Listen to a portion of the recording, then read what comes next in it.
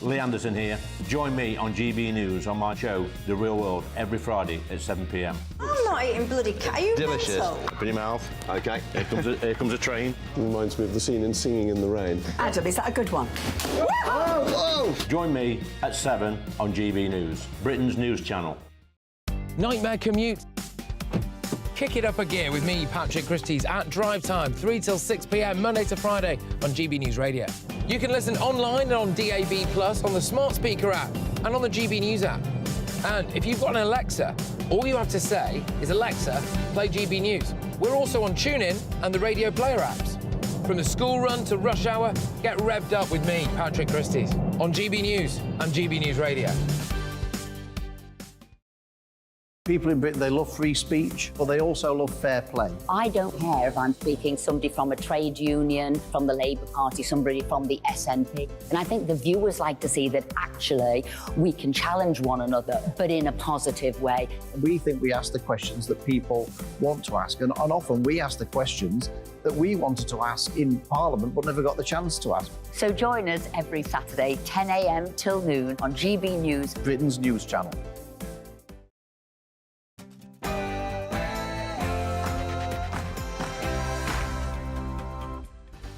It is Friday night and the weekend starts here for one and all. It is coming up to 9 o'clock on TV, on radio and online in the United Kingdom and across the world. This is Mark Dolan Tonight. In my big opinion, Britain's wokest bank strikes again. After cancelling Nigel Farage, now they want to snoop on your account to find out how environmentally friendly you are. My Mark Meets guest is the top detective who brought evil serial killer Levi Belfield, the man who murdered Millie Dowler, to justice. Is evil born or bred? Colin Sutton, who's played by actor Martin Clunes in the ITV series Manhunt, joins me live in the studio. In the big story, are the West right to stand up for Israel? Is Israel's war our war? Plus, will wokeism and extreme political correctness ever be defeated? I'll be asking one of America's most renowned talk show hosts, Michael Knowles, star of the huge US news channel, The Daily Wire. In my take at 10, it should be a time of the year to celebrate. But with their latest awful advert, Marks & Spencer want to cancel Christmas. It's a shocking insult. You won't believe the details. I've got the whole ad, and I'll be dealing with them at 10 o'clock. They've gone Christmas crackers.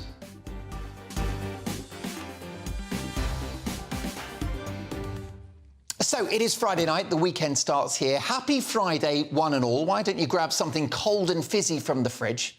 I'll indulge you tonight, or fire up the kettle and tear open the custard creams. 2 hours of big debates, big stories, big guests and big entertainment. My big opinion's on the way, and Britain's wokest bank strikes back. First, the news and Tatiana Sanchez.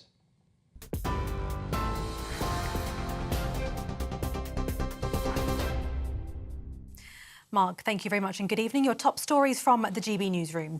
The Prime Minister says plans by some groups to protest during remembrance commemorations are provocative and disrespectful. In a statement, Rishi Sunak said the right to remember in peace and dignity must be protected. Labour leader Sir Keir Starmer echoed the comments, saying he supports the police in whatever action is needed. It comes after reports of plans by demonstrators to march during remembrance events, calling for a ceasefire in the Israel-Hamas war. The Foreign Secretary James Cleverly earlier today said the focus should remain on remembrance. The Israeli military has confirmed 260 IDF troops have been wounded in the fighting in Gaza. People in the north of the enclave have been facing intense bombardment. The Israeli Prime Minister says there'll be no pause in fighting until more than 240 hostages are freed by Hamas. It comes as the US Secretary of State's been meeting with Benjamin Netanyahu to discuss steps to minimise civilian casualties. Antony Blinken said a humanitarian pause was important to help get aid into the Strip. Scotland's First Minister Humza Yousaf says his family has been able to leave Gaza through the Rafah crossing. They're among 92 British nationals trapped in the enclave that are approved to travel through into Egypt today as the border opened again for limited evacuations. Palestinian officials say more than 700 foreign nationals have crossed in the past 2 days, including dozens of critically injured people. 2 women have been charged under the Terrorism Act after images of paragliders were displayed at a pro-Palestinian march in central London.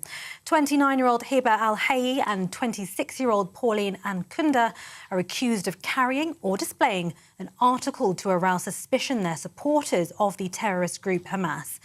The incident occurred last month. They've both been bailed. They'll appear in court on the 10th of November.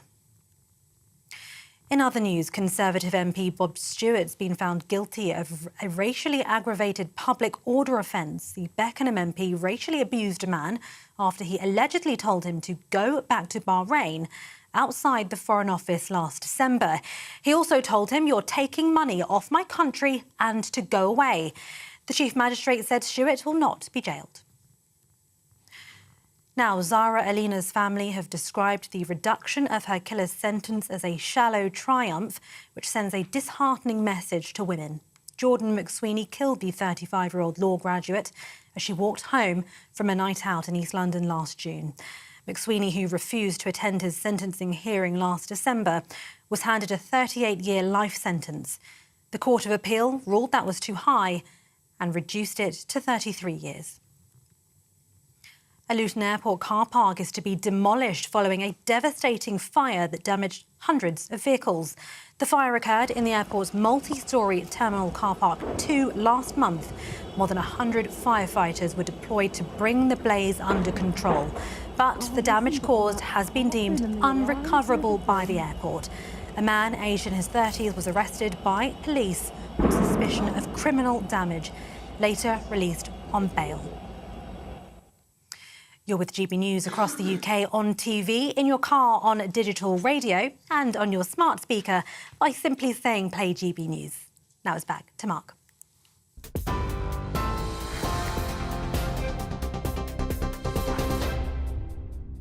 Great to have Tatiana with us. She returns in an hour's time. Welcome to Mark Dolan tonight. Cracking show for you this evening. In my big opinion, Britain's wokest bank strikes again. After cancelling Nigel Farage, now they want to snoop on your bank account to find out how environmentally friendly you are. Welcome to hell.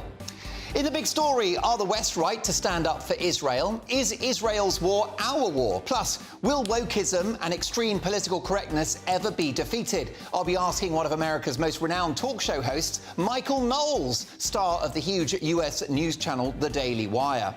My Mark Meets guest is the top detective who brought evil serial killer Levi Belfield, the man who murdered Millie Dowler, to justice. Is evil born or bred? Colin Sutton, who's played by the actor Martin Clunes in the ITV series Manhunt, joins me in the studio. Looking forward to this in my Take at 10. It should be a time of the year to celebrate, to look forward to. But with their latest awful advert, Marks and Spencer want to cancel Christmas. They've actually got rid of the word at the end of the advert. It's a shocking insult. You won't believe what they've done. Well, they've gone Christmas crackers. I'll be dealing with Marks and Spencer's in no uncertain terms at 10. Plus, does the political chaos revealed by the COVID inquiry demonstrate that Britain lacks great leadership? I'll be asking tonight's newsmaker, legendary football manager Big Sam Allardyce, who will be giving us his team talk for the country. Plus, I'll be asking Sam whether we have become sick note Britain. We've got tomorrow's front pages at 10:30 sharp, with 3 top pundits tonight who are raring to go. They're coming in hot. They haven't been told what to say, and they don't follow the script. Tonight, Hilary Freeman, Emma Wolfe, and the mighty and fearless Jerry Hayes. I'll be asking the pundits, could rising anger among Labour supporters over his Israel position bring down Sir Keir Starmer? And after receiving a mixed reception for their latest song, are the Beatles overrated? Plus, the most important part of the show, your emails. They come straight to my laptop, mark@gbnews.com. And this show has a strict golden rule, especially on a Friday night. We don't do boring, not on my watch. I just won't have it. A big 2 hours to come, but can I just start by saying that my brilliant producer, Dominique, got married last night. So listen, Jonathan, can you get that image for me? Look at that. Aren't they gorgeous? Dominique and Anthony have got married. Dominique, you can see how beautiful she is. So talented, great producer. And Anthony, what a guy. You can see he's handsome. He's also got money and he's fertile. I've personally checked. And do you know something amazing? They got married on Zoom. A very modern marriage, that's right, because they've got family all over the place. They've tied the knot on the internet, and it was a very happy occasion. So Dominique and Anthony, this show is dedicated to you. Bonne chance. Happy days. OK, folks, look, a busy 2 hours. It's going to be a cracking show, let me tell you. I will not disappoint. That is my guarantee. And we start with my big opinion.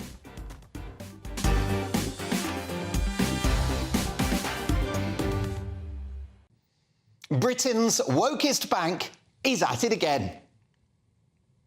NatWest not satisfied with debanking Nigel Farage for having the wrong political opinions and compiling a dossier on the poor guy that contained over 80 references to Brexit. They're now snooping on their own customers to find out how environmentally friendly they are. The new app that goes on your phone or computer and which is aimed at ordinary account holders will flag up the carbon footprint of every purchase. In the good old days, you got told off by your bank for going over your card limit or your overdraft. Now, if you have the cheek to buy too much red meat, take a trip in a gas-guzzling car, or God forbid, buy a flight to New York, there will be hell to pay. Now, this carbon footprint calculator is voluntary. It's just a suggestion. It might be nice if you did it. You'd be a better person and you will serve the common good. Think of other people. Where have we heard that before? Sounds familiar, doesn't it? Do you remember those filthy muzzles that they made us wear during the pandemic, for which efficacy remains as elusive as a memorable James Blunt song? Well, at the start of the pandemic, it was just a suggestion to wear a mask. It might be a nice thing to do. But by the end, they were forcibly covering the faces of everyone, including children as young as 11 in the classroom.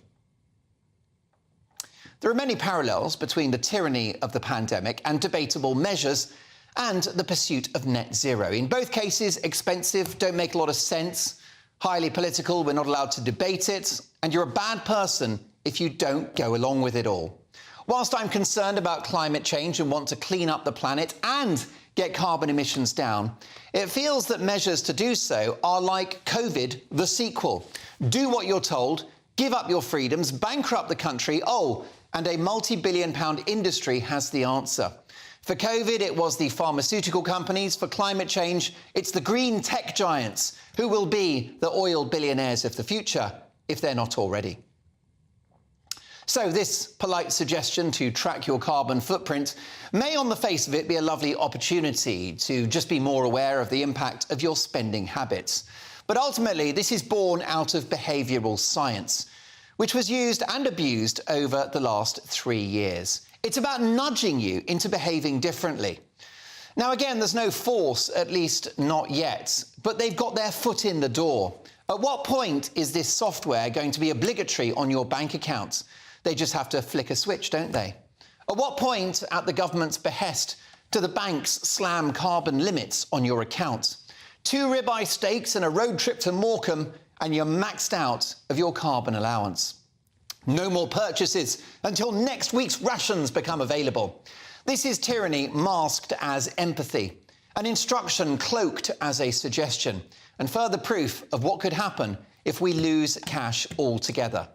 Be under no doubt that global corporations and autocratic politicians, just as during the pandemic, have an ultimate goal, which is to control your life and dictate your actions and every movement. Don't let these utter bankers win.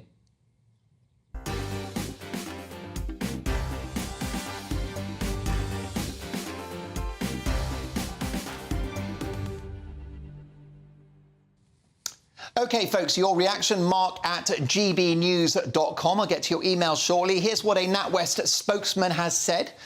Customers tell us that they want to take action to live more sustainably and to save money at the same time on things like energy bills, but they don't always know where to begin. The carbon footprint tracker is an opt-in feature in our app that helps customers to see the carbon impact of their spending at an aggregated level and provides tips and suggestions to reduce this and to help them save money too. But what about the views of my pundits tonight? Journalist and agony aunt Hilary Freeman, criminal barrister and former Conservative MP Jerry Hayes, and author and broadcaster Emma Wolfe. Let me start with you, Emma. What do you think about this idea of a calculator on your app which tells you how much carbon you've used? OK, well, these things, as you say, as with masks, they start off optional, they become compulsory. So that's one thing. Secondly, this is exactly why I objected to the whole debanking of Nigel Farage thing. Not because I'm actually concerned about where he puts his millions, he'll be fine, but it's because of this slippery slope. Banks judging us, banks checking that our values align with their views. You know, soon it's utility companies maybe refusing to provide us with water, with electricity, whatever it is. Shops, I don't know, shops saying that we can't shop there unless they're snooping on our social media. This is really, really exactly why you don't want all this surveillance, why you don't want apps on your phone, why you don't want this kind of snooping on our social media. I don't think this is right. Also, Mark, the hypocrisy. Do you really think that the top bankers at NatWest are not flying around the world in their private jets to their Caribbean islands? Because I think if you took a look at what those CEOs and the CFOs are doing in those companies, in those top banks, with their huge, eye-watering bonuses, it's a little bit like Meghan and Harry, isn't it? 1 minute at a climate change conference, the next minute on a private jet to a Caribbean island. Most definitely. And also, Hilary, what polluting countries do these banks do business with? Saudi Arabia, the Middle East, India, China, you name it. No doubt they'll do business with anyone. Exactly. But I do think you're overreacting slightly. I mean, we all have a choice with which bank we want to be with, and I'm sure that if this takes off, there'll be a bank that says, we don't measure your carbon footprint, and people will be able to go to that.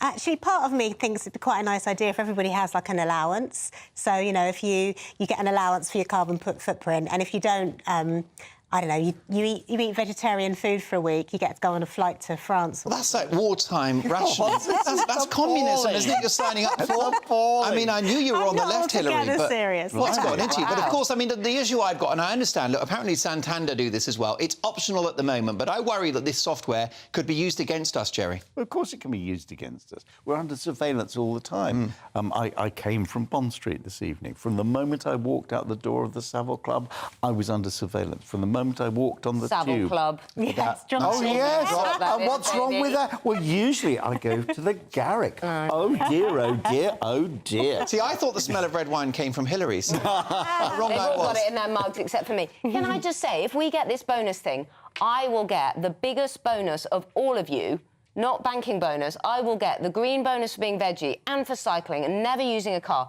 but I still object to it. I've never driven in my life. I can't drive, and I'm vegetarian Oh, too. dear. Really? So... Who am I surrounded by? Jerry, These sorry. people are mad and they even dress the same. Jerry's starting to feel guilty about those private jet flights he takes every day. Brilliant stuff. Well, look, your reaction, Mark, at GBnews.com. Coming up next in a big story, are the West right to stand up for Israel? Is Israel's war our war? Plus, will wokeism and extreme political correctness ever be defeated? I'll be asking one of America's most renowned talk show hosts, Michael Knowles, star of the huge US news channel, The Daily Wire. He's in the studio, an amazing guy. He's next.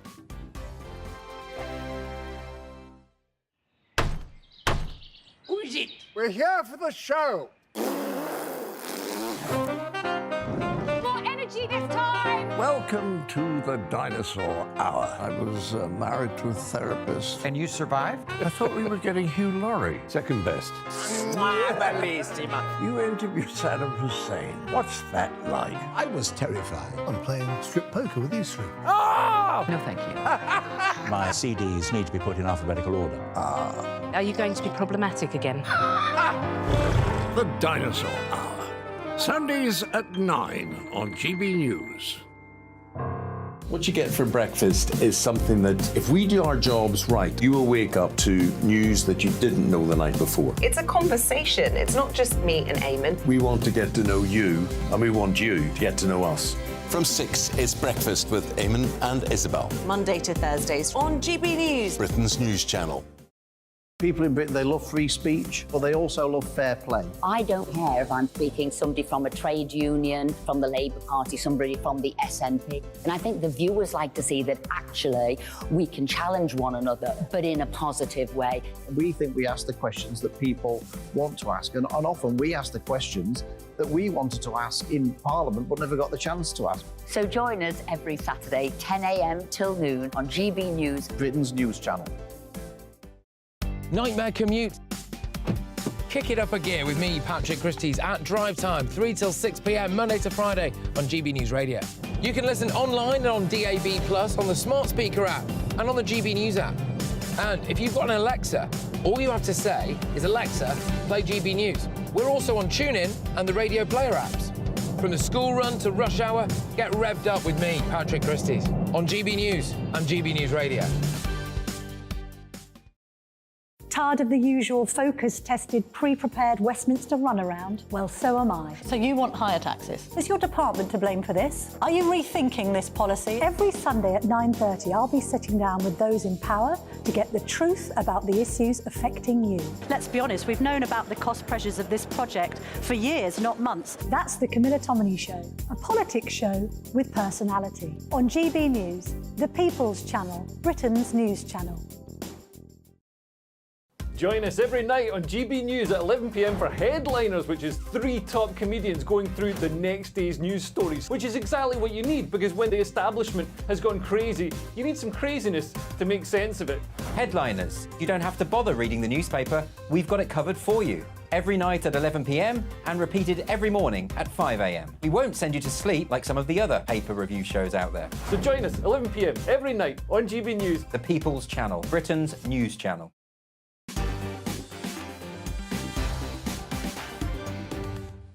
Very excited about this. It's time for the big story. And are the West right to back Israel in their response to the terror attacks of October the 7th? Is Israel's war our war? To answer this and to tackle some of the other massive issues facing the free world at the moment, I'm delighted to welcome the hugely popular US political commentator, best-selling author and star of The Michael Knowles Show on the fast-growing news website The Daily Wire, Michael Knowles. Michael, welcome to GB News. Thank you so much for having me. It's lovely to have you here. Not as posh and smart as the studios of The Daily Wire, but we're working on it. You're much more financially responsible than we are. You know, you keep it stripped down and you get the most efficient way to get the news out there. Correct. All the money goes on my wardrobe. Now, let's talk about the dreadful situation in the Middle East. Is Israel's war our war? It is not literally our war in that we all acknowledge different nations have different interests. However, nations also have allies, and nations also, in great conflicts, have to pick a side. I was with a British priest friend of mine, and he said, look, you might have some criticisms of the policies of the State of Israel, but it doesn't take very much to realize that we ought not to be on the side of the baby beheaders. And I once thought that was a sensible position, but now apparently it's controversial. Most definitely. The left in this country, the woke left and the hard left, the progressives, have definitely got behind the Palestinian cause, which, of course, you know, one can be sympathetic to the plight of Palestinians in Gaza, but with people on the streets sort of cheering what happened on October the 7th hours later, that's pretty clearly taking sides, isn't it? Oh, of course. And I think if anyone on the right in the UK or America is confused about which side to be on here, just take a note of who's lining up on the pro-Palestinian side. In the States, we have a notorious group called the Squad, and that is AOC, Rashida Tlaib, Ilhan Omar, far-left members of Congress who are avowedly I could say pro-Hamas, in fact, given the zeal of their support. By implication? By implication, certainly. Rashida Tlaib has a handful of flags outside of her office. The Palestine flag, the state flag, the city flag, and the LGBT rainbow flag. No American flag to be found. And so the argument for the Palestine liberation movement, the from the river to the sea, Palestine will be free, get rid of the state of Israel. The argument is the same argument that the radical left makes against the United States and against the UK, that we are colonizers, that we are oppressors. Bit of white supremacy thrown in there. White supremacists, it's the same thing. Even though Israel is majority ethnic, but that doesn't fit the narrative, does it? Exactly, and this is why immediately after that terror attack, Black Lives Matter posted a shot on their social media pages, not only of support for the Palestine flag, of a Hamas paratrooper and saying, we stand with Palestine, because the same argument that's being used against Israel is being used against us as well. Most definitely, of course, the person that paraglided into Israel on the 7th of October, murdered upwards of 260 people at a peace music festival, was certainly involved in that attack. We know the expression go woke, go broke. We've seen a progressive left takeover of our public institutions, corporations, much of the media, academia, showbiz. Has woke won? Yes. But nothing's forever in politics. They won, but despair is a sin, and where there's life, there's hope. And we've seen a really wonderful glimmer of hope in the United States with regard to the corporations, and that would be in the boycott of a company that I refer to as Anheuser-Busch. This would be AB InBev. They sponsored a prominent transgender activist, and their sales tanked. And of course, they make Budweiser, and the particular product was Bud Light. Bud Light, which was the most popular beer in the country. It is now, you can't give it away. They actually did try to give it away to wholesalers and retailers. Nobody wants it anymore. The thing has completely tanked, and we just had a report out. It remains tanked. So even as AB InBev's worldwide revenues increased by about 5% over the period July through September, sales in the United States dropped 13.5%. And it's because people are not going back to this. And the other thing that this tells us is counter to what some of the squishy conservative types would say. The ones who we call them the wets in this country. Yeah, I'll have to bring that back to America. All they say is just focus on cutting taxes, perhaps, and leave the so-called social issues alone. What we have learned through this unbelievably enduring boycott that's gone on from April until today with no end in sight is that this issue of the difference between men and women, of indoctrination in radical gender ideology, this is a winner for conservatives. It gave conservatives a blue commonwealth in the state of Virginia in America. It gave Ron DeSantis, governor of Florida, popularity there. And it's a winner because it turns out that social issues are rather important in society. Most definitely. I mean, people talk about how wokeism doesn't affect them. It's abstract. Well, a hurricane doesn't affect you until it reaches your house. Right. And I think that's what's happening with woke stuff, because now perhaps your female partner goes shopping and she's got to share a changing room with a biological male, and she feels afraid and she leaves and she says, I'm not going back to that shop. That's the reality of this stuff. You actually made a fascinating documentary, one of your programs, a special, about somebody that you called or was described as a trans widow. What is that? A trans widow is a woman whose husband has fallen into this ideology and abandons the family to pursue what is effectively a sexual fetish in a lot of cases. This is something that one is not permitted to talk about. But these are the real victims, the wives and the children who have been left behind. And the numbers are skyrocketing. You know, the transgender identification has gone through the roof among Zoomers, Gen Z. Something like 1 in 5 Zoomers identify as LGBT+. So either there's something in the water, or this is a social contagion. And there is good research that shows that a lot of it has been driven not only by social normalization, but also by ubiquitous online pornography and all sorts of other social pathologies. And so it's easy for the licentious campaigners to say, you do you, let people do what they want, let your freak flag fly. But there are legitimate victims, not the least of whom are wives and children. Well, that's right. The government, the state, educators have a duty of care, as do families, on children and young people growing up. They're currently being let down because there will be, won't there, in years to come, a generation of very angry and probably physically unwell detransitioners. Yes. People who had operations, got puberty blockers to change gender, then became adults and regretted their decision deeply. It's already happening. So you're starting now in the States to see the first lawsuits of heartbreaking stories. We've talked to a number of them, of women, especially young women, but young men too, who were put on these body-destroying hormones and puberty-suppressing drugs. It gives them things like osteoporosis, lifelong ailments. It could cut down their lifespan. Infertility, of course. And infertility, of course. And so now you're seeing lawsuits against not just doctors, but against whole medical associations, which have recklessly, irresponsibly endorsed these experimental so-called treatments. You know, we look back now with horror on procedures that would scramble up a woman's brains if she appeared to be hysterical. We look back on a lobotomy and say, this is ghastly. But 20, 30 years from now, what will we say about the doctors, the quacks, who rendered young children infertile based on a social and radical ideology. Is there a flip side to that, which is to say that some people have gender dysphoria, they genuinely feel that they're in the wrong body and that they need medical support and public acceptance? Is that the counter-argument? Well, it would be the counter-argument if one were to accept the premise of the left. What the left believes is that lies are comforting, they're strengthening, and the truth is very evil and oppressive. But I don't believe that. I believe that the truth will set you free. Called me old-fashioned. And so I got in trouble at the Conservative Political Action Conference. Which is what you do brilliantly, by the way, getting in trouble. Thank you very much. It's my profession, I think. Correct. I made the point at CPAC, which was that for the good of society, and especially for the good of the poor people who have fallen prey to this confusion, this ideology, the radical gender ideology must be eradicated from public life entirely. The whole ideology, because it harms everyone involved. There was a large study out of your country, by the way, the largest data set ever looked at on the effects of the transgender procedures, surgical and hormonal. Do they actually work to alleviate feelings of dysphoria, suicidality, anxiety, depression? They don't. And in fact, not only do they not make any of those conditions better, but on one score, on anxiety, they make the conditions worse. So in medical science, we're supposed to follow the evidence. The evidence is clear here. These experimental witch doctor treatments do not work. We need to stop them immediately, especially on children. Well, one particular clinic that specialised in these procedures has been shut down, which I think tells you everything you need to know, the Tavistock Centre. Listen, let's talk about Joe Biden.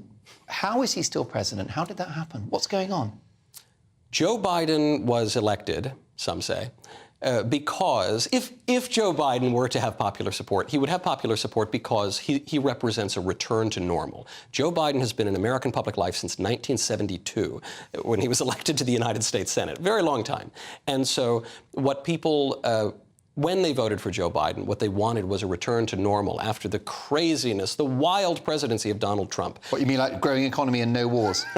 That's quite abnormal, actually, because we have gotten a return to normal. We're on the brink of World War III. The economy is absolutely in shambles. The U.S. border is wide open. We have record millions and millions of illegal aliens crossing into the country every single year. So in every regard, things have gotten worse. And for some people, that might be a return to normal. But if that's normal, please give me some eccentricity. Can Donald Trump save America? Will he be given the opportunity to do so? Donald Trump, unless lightning struck him tomorrow, will be the Republican nominee for president. The polling against Joe Biden is very good, including in the swing states. What a lot of the election will come down to is whether or not election integrity measures can be put back into place after they were ripped out using the excuse of the coronavirus.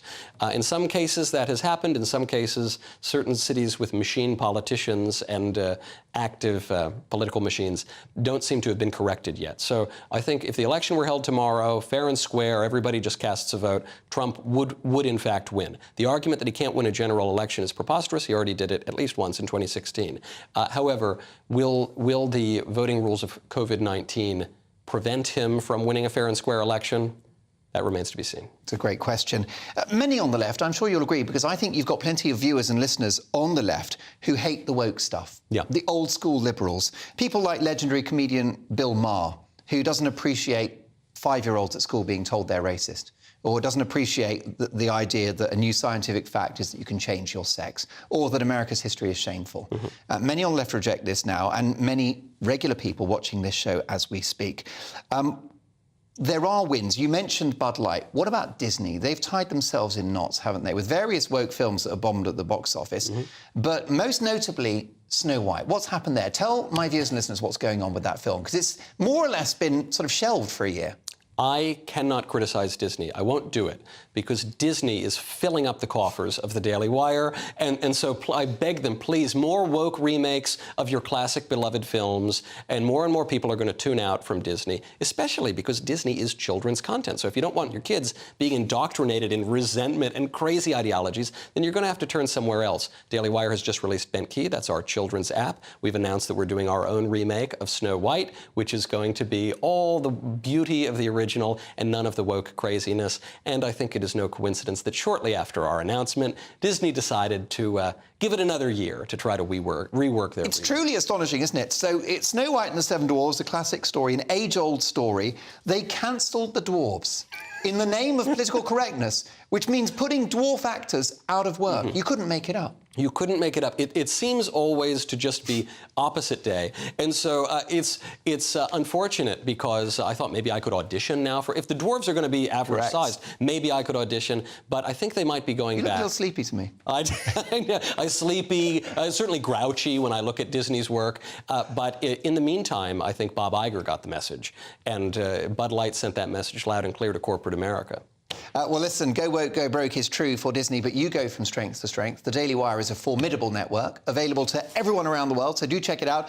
And The Michael Knowles Show, unmissable. The jewel in the crown of that place. Michael, thank you for joining us. I've been saying it for years. Thank you so much for having me. We'll catch up soon. What a fascinating conversation. Your reaction, Mark at gbnews.com. Let me ask you, has woke won? Let me know your thoughts. But coming up with tonight's top pundits, could rising anger among Labour supporters over his Israel position bring down Sir Keir Starmer? And after receiving a mixed reception for their latest song, are the Beatles overrated?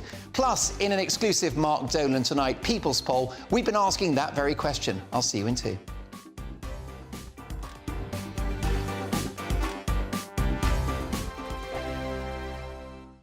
I'm Andrew Doyle. Join me at 7 o'clock every Sunday night for Free Speech Nation, the show where I tackle the week's biggest stories in politics and current affairs with the help of my 2 comedian panellists and a variety of special guests. Free Speech Nation, Sunday nights from 7 on GB News, the People's Channel, Britain's news channel.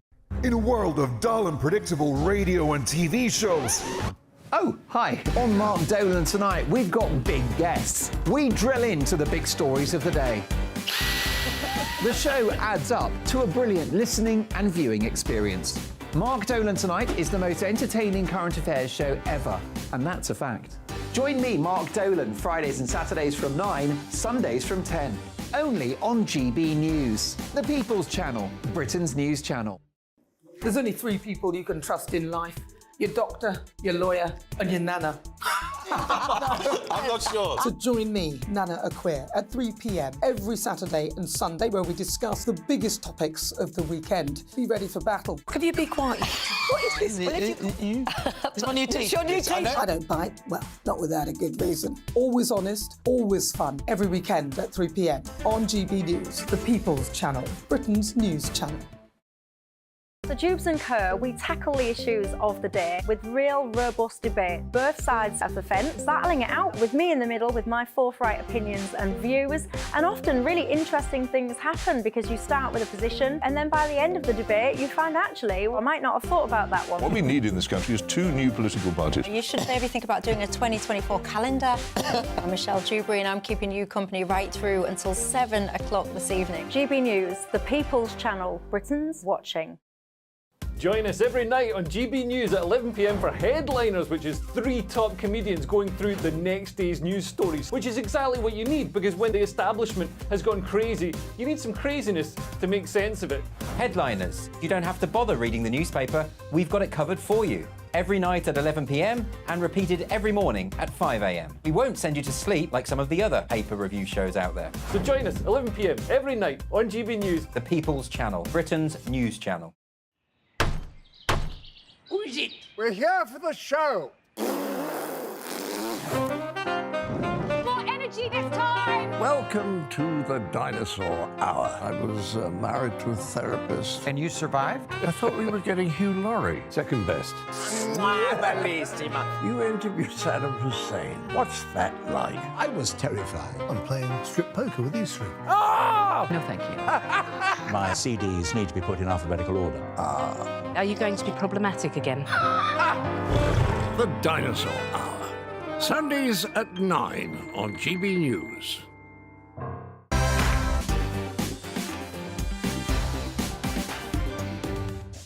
Now, I will get to your emails shortly. Apologies, it's been such a busy show, but reacting to the big stories of the day, tonight's top pundits, journalist and agony aunt Hilary Freeman, criminal barrister, former Conservative MP and 90s TV legend, and let me say 2023, he's a legend all over again, Jerry Hayes, and author and broadcaster, another legend. I've got 3 tonight, Emma Wolf. By the way, can we just have a wide shot? Can I have a wide shot of all 3 of my pundits? Because Jerry, you didn't get the memo about leopard skin, did you? No, I didn't. Hold on, hold on. This is leopard print. That is not. This is floral. What is that? My prescription is so out of date. I thought we had two tigresses here. Tigresses. But I badly got and I'm the raw meat. Most certainly. And Mark in red. Yeah, too right. Well, look, folks, I tell you who's in red at the moment, bit of trouble, is Keir Starmer. 16 Labour front benchers, including Jess Phillips and Tan Daisy. Well, that's a good point. That is his colour. Who knew? Yes, indeed. 16 Labour front benches, will you behave, are pressurising Keir Starmer to call for a ceasefire in Israel. One front bencher went as far as to claim Israel's military action against Hamas will only lead to death and destruction. Keir Starmer maintains his position that Israel have the right to defend their nation and backs a pause in fighting. So could rising anger among Labour supporters over his Israel position bring down Sir Keir Starmer? Hillary? No, I don't think it will. Actually, I think it will have the opposite effect. I think he's actually showing for the first time in his political career, since he became leader, that he can make a decision and and stand on one side and not sit on the fence. And I think it's actually really good because it's now showing all the problems in the Labour Party that we knew about already that weren't gone with Corbyn. And, I think it's those councillors and those MPs that he can get rid of. And if they want to go off and form another party, let them. Get rid of? What, 15 of his front benchers and a third of his MPs? Get rid of them? Well, not going to have a party left. I mean, I've heard some defences of Labour, but to try and pretend that the current crisis is good for Keir Starmer, that's really pushing it. If he becomes the Prime Minister, he is going to have to be a statesman, a world statesman. He's going to have to... He's going to have to deal with this I think what Hillary's saying is the first time in his career that he hasn't sat on the fence. Yeah. So she's arguing, yes, he's under pressure, but perhaps this is what he should be doing. It is an uneasy compromise. He's kind of saying we want a humanitarian pause, but he can't quite bring himself to say ceasefire. He doesn't know what to do, and this is the moment he needs to step up and show what kind of leader he will be. Anti-Semitism is not dead within the Labour Party. No. Keir is not an anti-Semite at all. He's a decent man, he's an honourable man, but he's got to try and control the beast. And I don't think he can. They've gone down 4 points in the polls, actually, as have the Tories. Interestingly, Reform have gone up to the same level as Liberal Democrats. This is interesting. We're about a year off a general election. We think. And this is going to be a long war. This is something that Labour have to deal with going forward. We've seen, historically, this is a problem. Yeah. We know the Corbyn links with, all sorts of unsavoury people. Yeah. What is Keir Starmer's plan? If his party is this divided right now, unfortunately, this isn't going to end soon. Yeah, if he gets a large majority, which is unlikely, if he gets a majority of maybe 25, then he's in serious trouble. Most definitely, because the Corbynites will hold the whip hand over him. Momentum, all those sorts of people. Yeah, because, they're bubbling away. There are certainly 30 or so Momentum or Corbynite hard-left figures on those backbenches, aren't there? Yeah, but it seeps over... And that could be mathematically significant. But it seeps over the two big parties. You look at the number of people. There's the MP Paul Bristow, Peterborough. There are a lot of... Now, let's not, be sort of too... judgmental. Let's put it like this. Oh, come on, All right, a lot of Muslims in Peterborough. And he is going to find himself in difficulty. But more than that, there are around 4 or 5 million Muslim votes, which he's going to need to try and... Well, and there's 100,000 people on the streets. And on Sunday, Remembrance Sunday, there are people who will be demonstrating. It's appalling. Indeed, at a moment of remembrance. We're going to be discussing the ethics of that when the papers come in. And how are the police going to handle that? Most definitely. Well, they'll turn a blind eye like they have for the last almost 4 weeks. They changing their opinion today. Let's hope we see that in action at the weekend. We'll see. Jerry, it is Keir Starmer versus his own party. Who wins? I really don't know.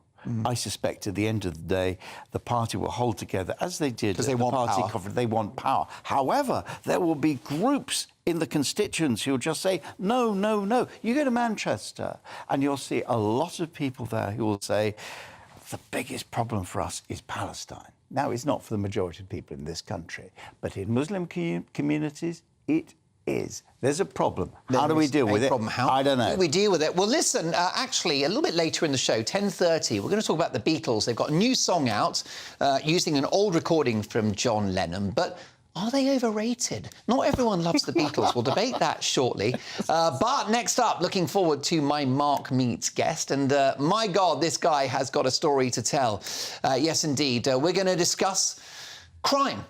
Because my Mark Meets guest is the top detective who brought evil serial killer Levi Belfield, the man who murdered Millie Dowler, to justice. Is evil born or bred? Colin Sutton, who's played by the actor Martin Clunes in the ITV series Manhunt, joins me live in the studio. A fascinating conversation about the dark side of the human soul. Why do people commit murder? That's next.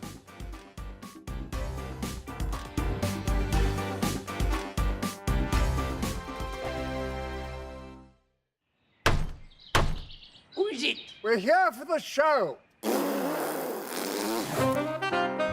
More energy this time! Welcome to the dinosaur hour. I was married to a therapist. And you survived? I thought we were getting Hugh Laurie. Second best. You interviewed Saddam Hussein. What's that like? I was terrified. I'm playing strip poker with these three. No, thank you. My CDs need to be put in alphabetical order. Are you going to be problematic again? The Dinosaur Hour. Sundays at 9 on GBNews.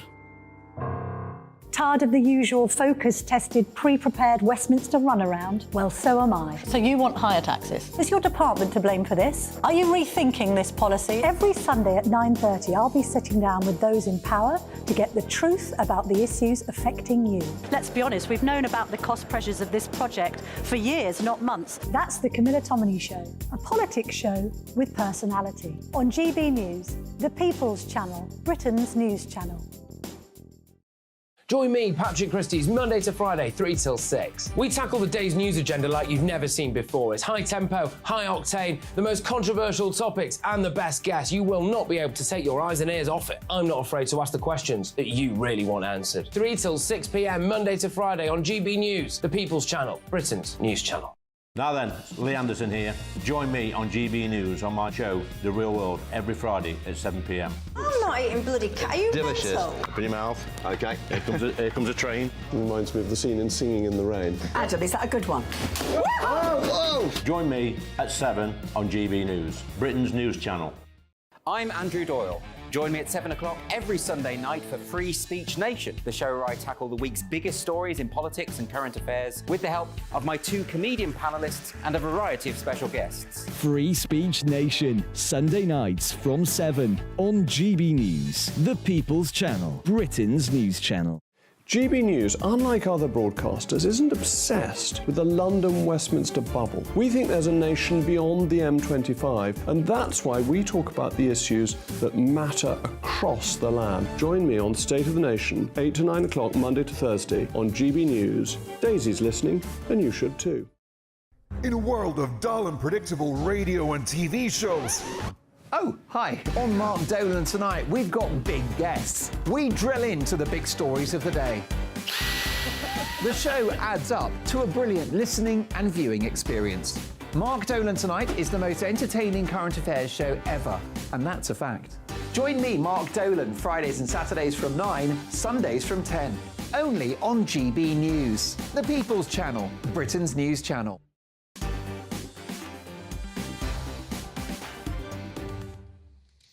One of my strongest take at 10s ever tonight. Yes, at 10 o'clock, Marks and Spencer want to cancel Christmas. You will not believe this. I'll be dealing with them at 10 o'clock. But first, Mark Meets.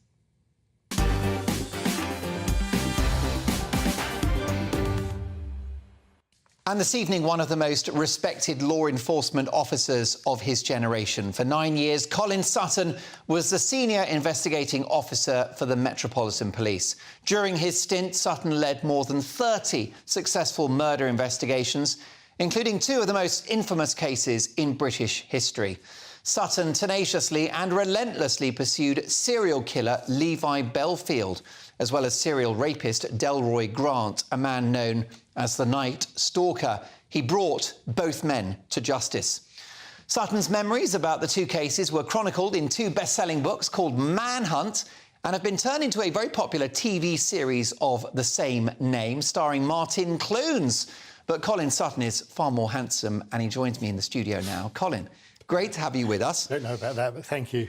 Very excited about the new series which is coming, and it's on the Sky Crime Channel, which I do watch a fair bit, and it's called The Real Manhunter. Starts on Monday at 9. Yeah, it's the third series, looking at murder cases like the other two have been. But our unique take is that we do it from the point of view of the investigators and the victims.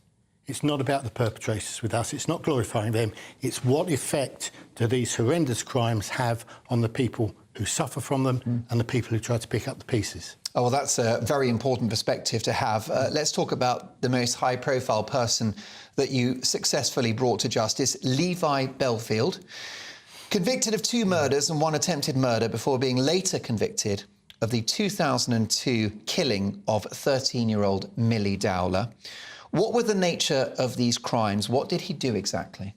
Well, he was in the habit of attacking women who he'd propositioned from a car.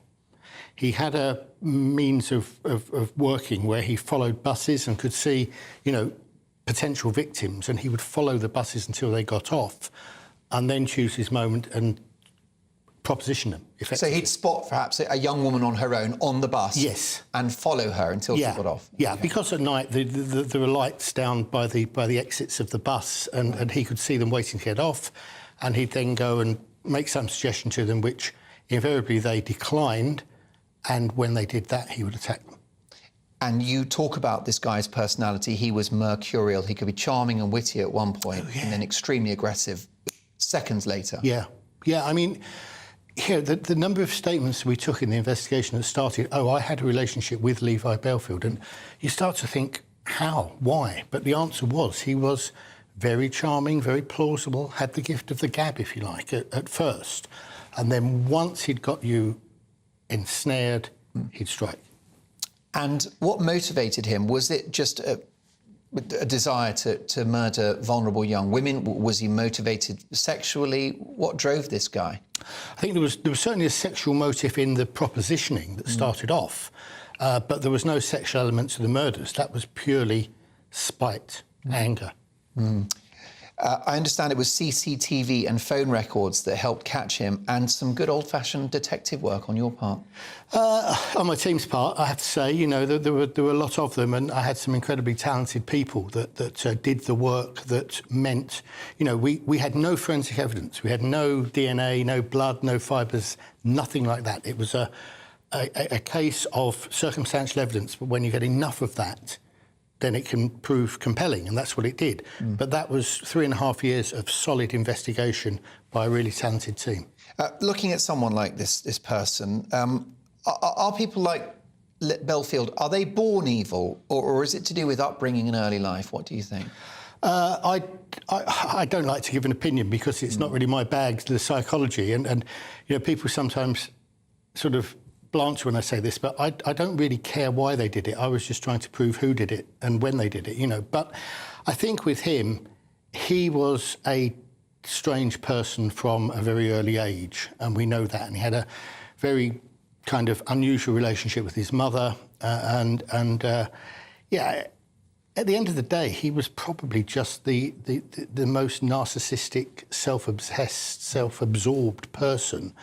Nothing mattered to him other than himself. And so any niceties around the law or respect for other people, particularly for women, were just completely lost. Which could be characterised as a mental illness or perhaps a personality disorder of sorts, do you think? Yeah, I think certainly a personality disorder. I'd hesitate to say he was mentally ill. He knew what he was doing, you know.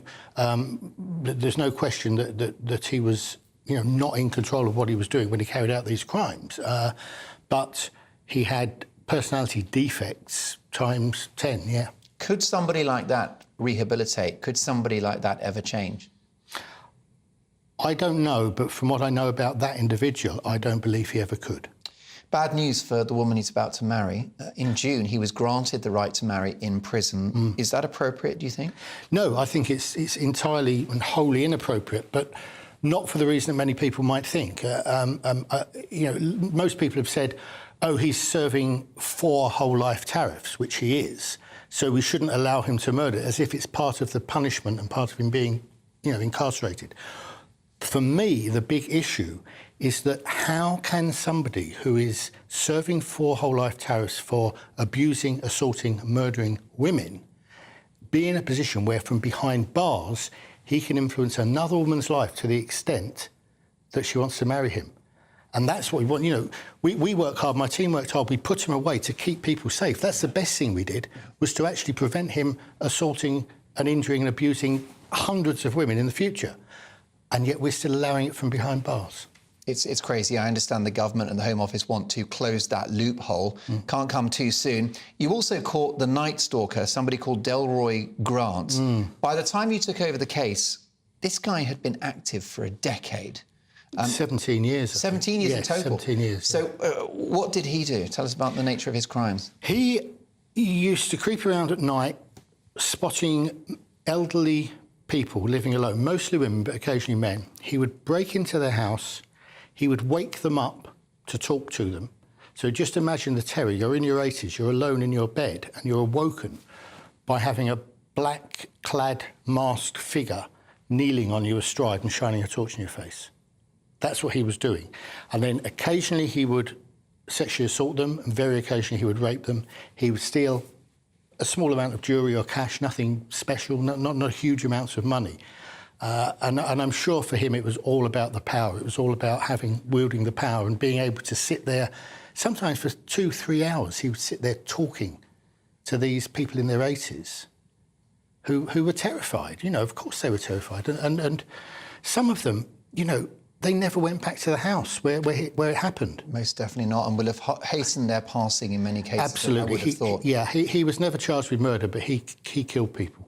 Most definitely. Yeah. How do you go about striking a happy work-life balance when you've had to deal with these cases? Is it difficult not to bring your work home with you?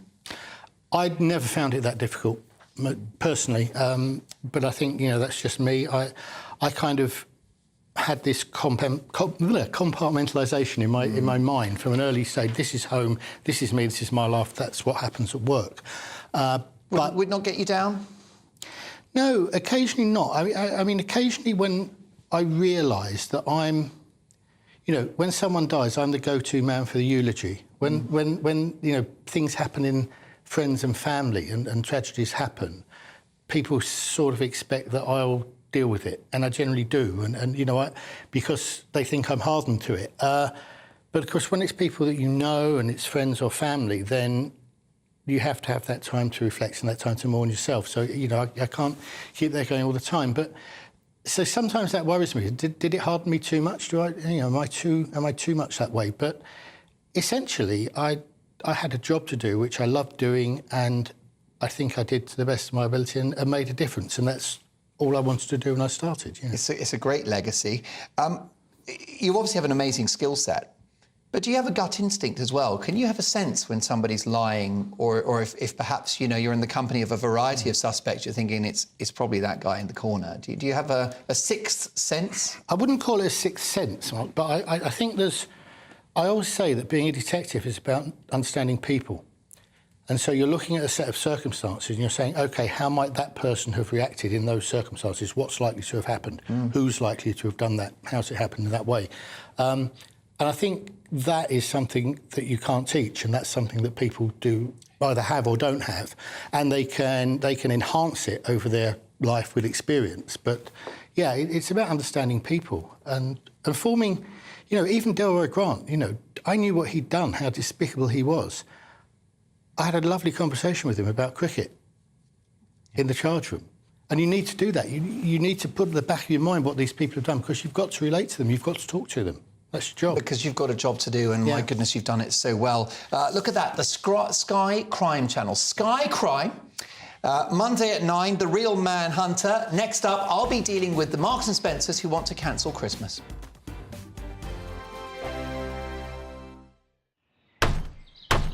Who is it? We're here for the show. More energy energy this time! Welcome to the dinosaur hour. I was married to a therapist. And you survived? I thought we were getting Hugh Laurie. Second best. You interviewed Saddam Hussein. What's that like? I was terrified. I'm playing strip poker with these three. No, thank you. My CDs need to be put in alphabetical order. Are you going to be problematic again? The Dinosaur Hour. Sundays at 9 on GB News. What you get for breakfast is something that, if we do our jobs right, you will wake up to news that you didn't know the night before. It's a conversation. It's not just me and Eamon. We want to get to know you, and we want you to get to know us. From 6, it's Breakfast with Eamon and Isabel. Monday to Thursdays on GB News. Britain's news channel. People in Britain, they love free speech, but they also love fair play. I don't care if I'm speaking somebody from a trade union, from the Labour Party, somebody from the SNP. And I think the viewers like to see that actually we can challenge one another, but in a positive way. We think we ask the questions that people want to ask, and often we ask the questions that we wanted to ask in Parliament but never got the chance to ask. So join us every Saturday, 10 a.m. till noon on GB News, Britain's news channel. Nightmare commute. Kick it up a gear with me, Patrick Christie's, at drive time, 3 till 6 p.m, Monday to Friday on GB News Radio. You can listen online and on DAB+, on the smart speaker app, and on the GB News app. And if you've got an Alexa, all you have to say is, Alexa, play GB News. We're also on TuneIn and the Radio Player apps. From the school run to rush hour, get revved up with me, Patrick Christie's, on GB News and GB News Radio. Tired of the usual focus-tested, pre-prepared Westminster runaround? Well, so am I. So you want higher taxes? Is your department to blame for this? Are you rethinking this policy? Every Sunday at 9:30, I'll be sitting down with those in power to get the truth about the issues affecting you. Let's be honest, we've known about the cost pressures of this project for years, not months. That's the Camilla Tominey Show, a politics show with personality. On GB News, the People's Channel, Britain's news channel. Join us every night on GB News at 11 p.m. for Headliners, which is 3 top comedians going through the next day's news stories, which is exactly what you need, because when the establishment has gone crazy, you need some craziness to make sense of it. Headliners. You don't have to bother reading the newspaper. We've got it covered for you. Every night at 11 p.m. and repeated every morning at 5 a.m. We won't send you to sleep like some of the other paper review shows out there. So join us 11 p.m. every night on GB News. The People's Channel, Britain's news channel.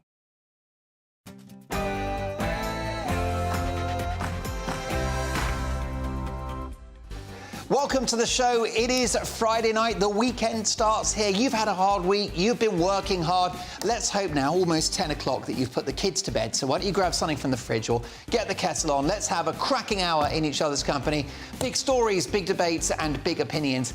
Absolutely tons to get through. So it is at 10 o'clock on TV, on radio and online. In the United Kingdom and across the world, this is Mark Dolan Tonight. In my take at 10, it should be a time of the year to celebrate, but with their latest awful advert, Marks and Spencer want to cancel Christmas. They've even got rid of the word Christmas from their Christmas ad. It's a shocking insult. They've gone Christmas crackers. Does the political chaos revealed by the COVID inquiry demonstrate that Britain lacks great leadership? I'll be asking tonight's newsmaker, legendary football manager Big Sam Allardyce. He'll be giving his team talk for the country. Plus, I'll be asking Big Sam whether we've become sick note Britain. Plus, tomorrow's newspaper front pages and live reaction in the studio from my top pundits. And they're on fire tonight, let me tell you. So a packed show, lots to get through. I'll be dealing with Marks and Spencer in 3 minutes' time. They want to cancel Christmas. Well, I'm going to cancel them. You won't want to miss it. First up, here's Tatiana Sanchez and the news headlines.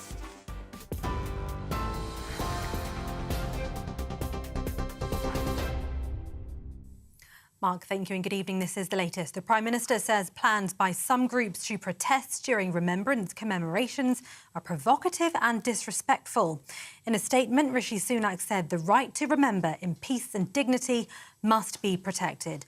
Labour leader Sir Keir Starmer echoed those comments, saying he supports the police in whatever action is needed. It comes after reports of plans by demonstrators to march during remembrance events, calling for a ceasefire in the Israel-Hamas war. The Foreign Secretary James Cleverly says the focus should remain on remembrance. The Israeli military has confirmed 260 IDF troops have been wounded in the fighting in Gaza. People in the north of the enclave have been facing intense bombardment. The Israeli Prime Minister says there'll be no pause in fighting until more than 240 hostages are freed by Hamas. It comes as the US Secretary of State has been meeting with Benjamin Netanyahu to discuss steps to minimise civilian casualties. Anthony Blinken said a humanitarian pause was important to help get aid into the Strip. Scotland's First Minister Humza Yousaf says his family has been able to leave Gaza through the Rafah crossing. They're among 92 British nationals trapped in the enclave that were approved to travel through into Egypt today as the border opened again for limited evacuations. Palestinian officials say more than 700 foreign nationals have crossed in the past 2 days, including dozens of critically injured people. 2 women have been charged under the Terrorism Act after images of paragliders were displayed at a pro-Palestine march in central London. 29-year-old Hiba Al-Hay and 26-year-old Pauline Ankunda were accused of carrying or displaying an article to arouse suspicion they're supporters of the terrorist group Hamas. The incident occurred last month. They've both been bailed and will appear in court on the 10th of November. In other news, Conservative MP Bob Stewart's been found guilty of a racially aggravated public order offence. The Beckenham MP racially abused a man after he allegedly told him to go back to Bahrain outside the Foreign Office last December. He also told him, "You're taking money off my country, go away." The Chief Magistrate said Stewart will not be jailed. Now, Zara Alina's family have described the reduction of her killer's sentence as a shallow triumph, which sends a disheartening message to women. Jordan McSweeney killed the 35-year-old law graduate as she walked home from a night out in East London last June. McSweeney, who refused to attend his sentencing hearing last December, was handed a 38-year life sentence. The Court of Appeal ruled that was too high and has reduced it to 33 years. And finally, a Luton Airport car park's to be demolished following a devastating fire that damaged hundreds of vehicles. The fire occurred in the airport's multi-storey Terminal Car Park 2 last month. More than 100 firefighters were deployed to bring that blaze under control, but the damage has been deemed unrecoverable by the airport. A man aged in his 30s was arrested on suspicion of criminal damage and later released on bail. This is GB News across the UK on TV, in your car, on your digital radio, and now on your smart speaker by saying Play GB News. Now, Mark, it's back to you.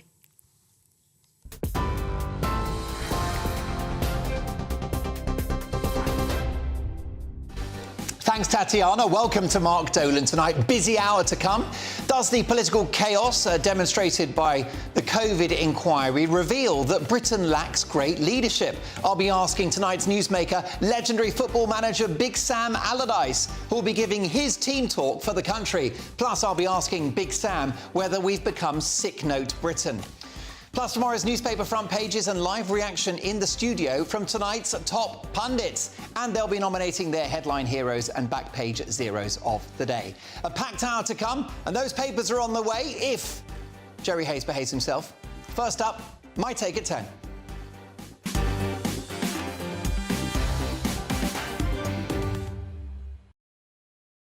Bah humbug.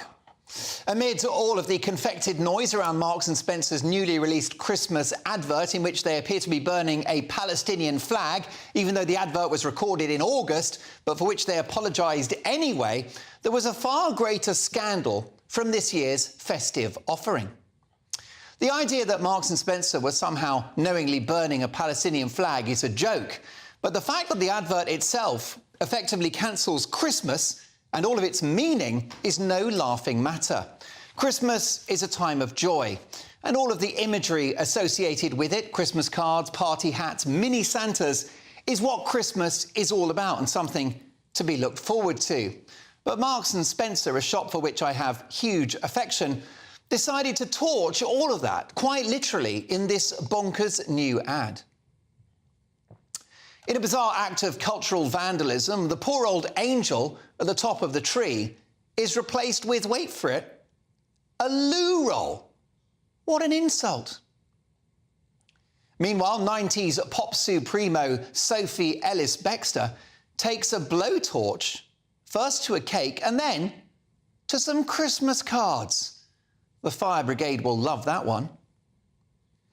Meanwhile, one of the characters takes a board game, a staple of Christmas fun, picks it up and just chucks the pieces in the air, most of which land in a fish tank. Charming. In another strangely violent scene, one reveller gets onto the roof of the house, isn't that a bit dangerous, and throws a miniature Father Christmas doll into the air and smashes him into the sky with a roll of wrapping paper. Poor little chap. Another scene that's been cut out because of a mystifying and non-existent parallel with the Israel-Hamas conflict involves someone chucking a party hat into the fire, again quite hazardously, with bits of the burning hat falling off the fireplace. What the hell are these people on when they make these adverts? Well, I can guess, and I don't think it's eggnog. How many kids will watch that fireplace scene and think of throwing something made of paper into the fire themselves, potentially ending in tragedy? The advert is strangely reckless, as is the message, taking a blowtorch to centuries of tradition, and not just mocking, but desecrating the iconography that surrounds our national celebration. Last but not least, another character in this ad takes a load of Christmas rubbish, you got hats, wrapping paper, that kind of thing, throws it into a special machine, like a garden shredder, chucks debris into the sky. So much for eco-friendly and making an almighty mess at the same time. Great messaging. And that's my problem with the advert, the message. That Christmas, apparently, is naff. It's old-fashioned. It's somehow bad. That the treasured rituals passed down generations are something to be rejected, destroyed, vandalised and thrown away. Am I overreacting? Am I exaggerating? You tell me.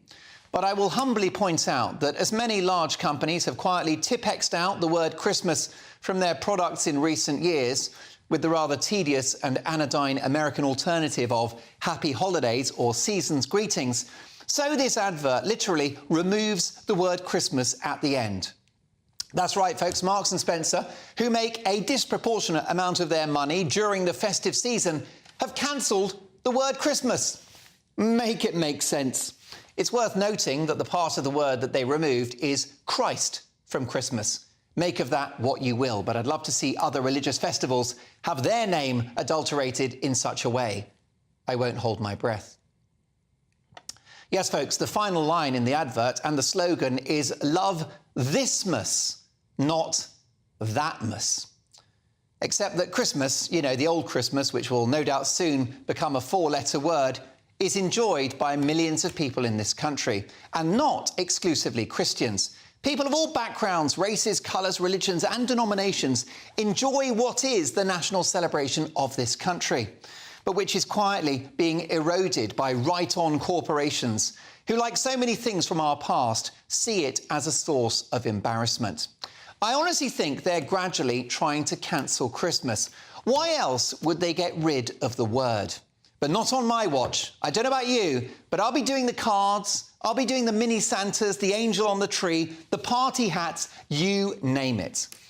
I'm sorry, but that advert is the biggest turkey you'll see this Christmas. Let's hope it's given a good stuffing. Marks & Spencer's have gone Christmas crackers.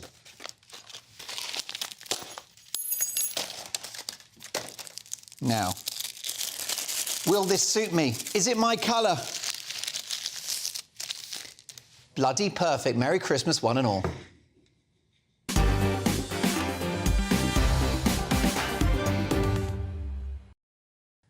Listen, can we get Chloe in to hand out some crackers to my lovely pundits? That would be amazing. Listen, let's get reaction now from journalist and agony aunt Hilary Freeman, author and broadcaster Emma Wolfe, and criminal barrister and former Tory MP Jerry Hayes. Jerry, M&S have cancelled Christmas. You couldn't make it up. It's appalling. It's absolutely appalling. I haven't seen the ad, but Christmas is a time of joy. Christmas doesn't really start until the John Lewis advert, does it, really?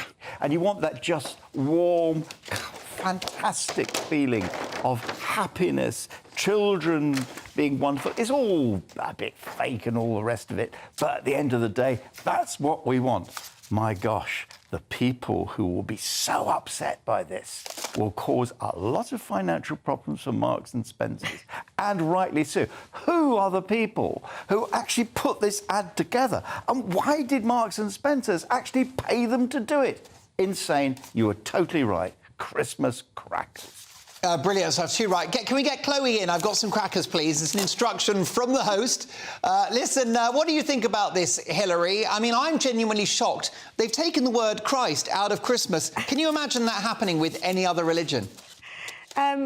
Well, because they don't have Christmas, Mark. No, but can you imagine? No, but Jerry, can you imagine if you changed the word Hanukkah or Eid or any Diwali? Can you imagine if you took elements of that word out? It wouldn't happen, would it? Would it, Hillary? It wouldn't happen. But crackers. There you go. We've got the crackers, folks. Here we go. But you know what? I think the adverts every year they have to make them different. They have to make them something new. And how many times can you have the same scene? And I think actually in some ways this is quite a nice. Sorry, I don't know what's going on to my left.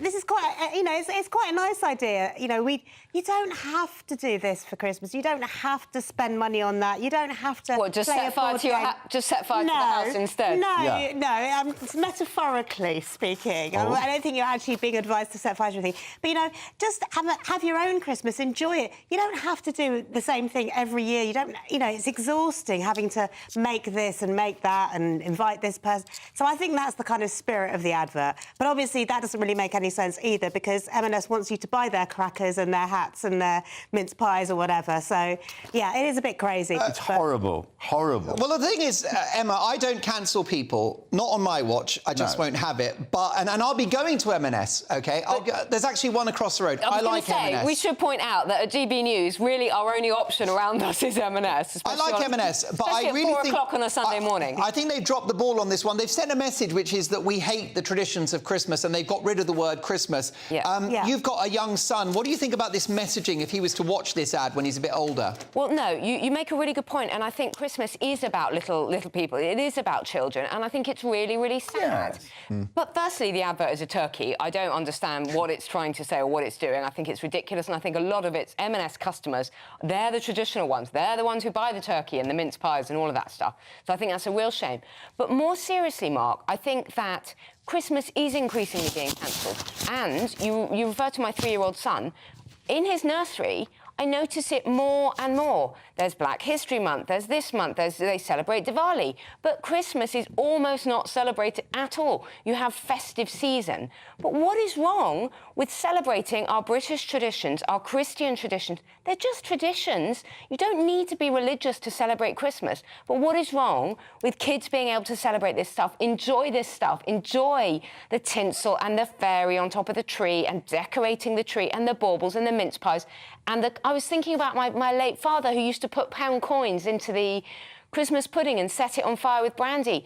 That's what Christmas is about. And you're still alive. I'm still alive. I didn't eat it on fire. But... What's a couple of choking children between friends? Oh, absolutely. OK, well, listen, let's have, Jonathan, let's have a wide shot. Let's have you guys opening those crackers. Let's have an early Christmas. Are we allowed to pull each other's crackers? You pulled 2 crackers there, Jerry. OK, ready? Oh, now hang on. What do I get? Oh, sorry, your cracker was amazing. Your feet in that cracker. I've got a silver spring.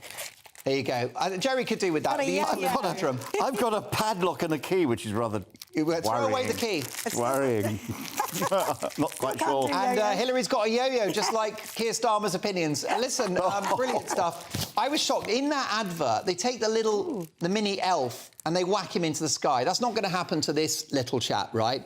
I'm not sure what we should call him, but let's give him a little nickname. Let's Call him National, the National Elf.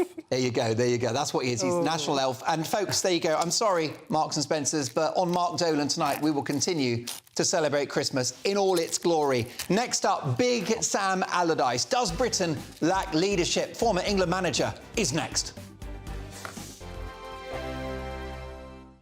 I'm Andrew Doyle. Join me at 7 o'clock every Sunday night for Free Speech Nation, the show where I tackle the week's biggest stories in politics and current affairs with the help of my 2 comedian panellists and a variety of special guests. Free Speech Nation, Sunday nights from 7 on GB News, the People's Channel, Britain's news channel. In a world of dull and predictable radio and TV shows. Oh, hi. On Mark Dolan tonight, we've got big guests. We drill into the big stories of the day. The show adds up to a brilliant listening and viewing experience. Mark Dolan tonight is the most entertaining current affairs show ever, and that's a fact.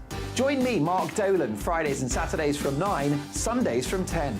Only on GB News, the People's Channel, Britain's news channel. There's only 3 people you can trust in life. Your doctor, your lawyer, and your nana. I'm not sure. So join me, Nana Aquia, at 3 p.m. every Saturday and Sunday, where we discuss the biggest topics of the weekend. Be ready for battle. Could you be quiet? What is this? It's on your teeth. It's on your teeth. I don't bite. Well, not without a good reason. Always honest, always fun. Every weekend at 3 p.m. on GB News, the People's Channel, Britain's news channel. So Jubes & Co, we tackle the issues of the day with real, robust debate, both sides of the fence, battling it out with me in the middle with my forthright opinions and views. And often really interesting things happen because you start with a position and then by the end of the debate you find actually, well, I might not have thought about that one. What we need in this country is 2 new political parties. You should maybe think about doing a 2024 calendar. I'm Michelle Dewberry and I'm keeping you company right through until 7 o'clock this evening. GB News, the People's Channel, Britain's watching. Join us every night on GB News at 11 p.m. for Headliners, which is 3 top comedians going through the next day's news stories, which is exactly what you need, because when the establishment has gone crazy, you need some craziness to make sense of it. Headliners. You don't have to bother reading the newspaper. We've got it covered for you. Every night at 11 p.m. and repeated every morning at 5 a.m. We won't send you to sleep like some of the other paper review shows out there. So join us 11 p.m. every night on GB News, the People's Channel, Britain's news channel. Who is it? We're here for the show. More energy this time! Welcome to the Dinosaur Hour. I was married to a therapist. And you survived? I thought we were getting Hugh Laurie. Second best. You interviewed Saddam Hussein. What's that like? I was terrified. I'm playing strip poker with these 3. No, thank you. My CDs need to be put in alphabetical order. Are you going to be problematic again? The Dinosaur Hour. Sundays at 9 on GB News.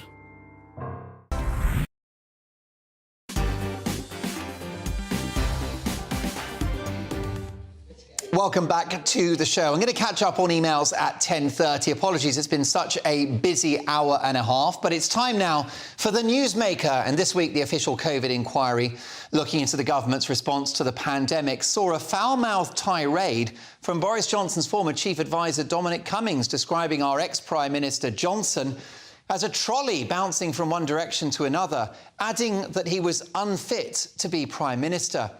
A picture emerges of chaos and disorder at the heart of government, and an ongoing debate about whether the extraordinarily expensive and damaging COVID lockdowns were even justified in the first place.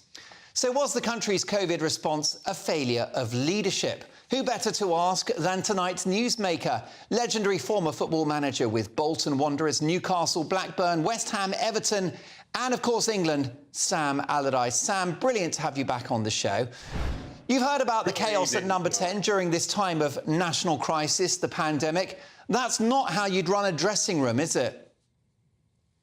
Absolutely not. I mean, the first thing in terms of leadership, Mark, as we all know, comes from the top, and if the top doesn't function in the right way or the right direction, as difficult as this pandemic was to cope with and know what was going to happen, he should have formed a committee as quickly as possible with the right professionals, with the right leadership, and guide those people who were giving the advice and take the advice on board. It appears that a lot of the advice he seemed to have ignored, and that's why I got many people so frustrated. But on top of all that, it's what's coming out now, isn't it? It's the parties, it's the the easing of the rules from what they had put out and what everybody else had to adhere to, what was getting fined for. People were dying in the care homes. They were sending them home in the care homes without testing them. It was doing all sorts. And unfortunately, these guys were coming out and having a party, having a birthday party, and seemed to be doing what they wanted. But the most important thing is finding out what really happened in this committee that's looking at the situation, what people have to say, and drawing the conclusion from it. But what is a big question from me is, what happens to them? What is the punishment? If they are found guilty, what will happen to them? Probably nothing, I would think. That's right. At the moment, it looks like it will be a slap on the wrist at best. Plus, it won't report, Big Sam, until about 2026. What's the point in that? Well, they all hope, like everything else that's a disaster in this country. Look at the Hillsborough disaster. Yeah. Was it 30 odd years before nobody went to prison for that one? I think that what's happening, they'll hope that in 6 years' time that somebody will have forgotten about it, will have moved on, and they can quickly bring the report out and move away. And that's obviously what this country does. I mean, it's a bit like 2008 when the bankers went under, isn't it? Yeah. Nobody seemed to be taking any sort of punishment for what they'd done, how they completely financially broke the world, never mind broke this country, and we're still paying back for that, never mind paying back for the pandemic as we are now.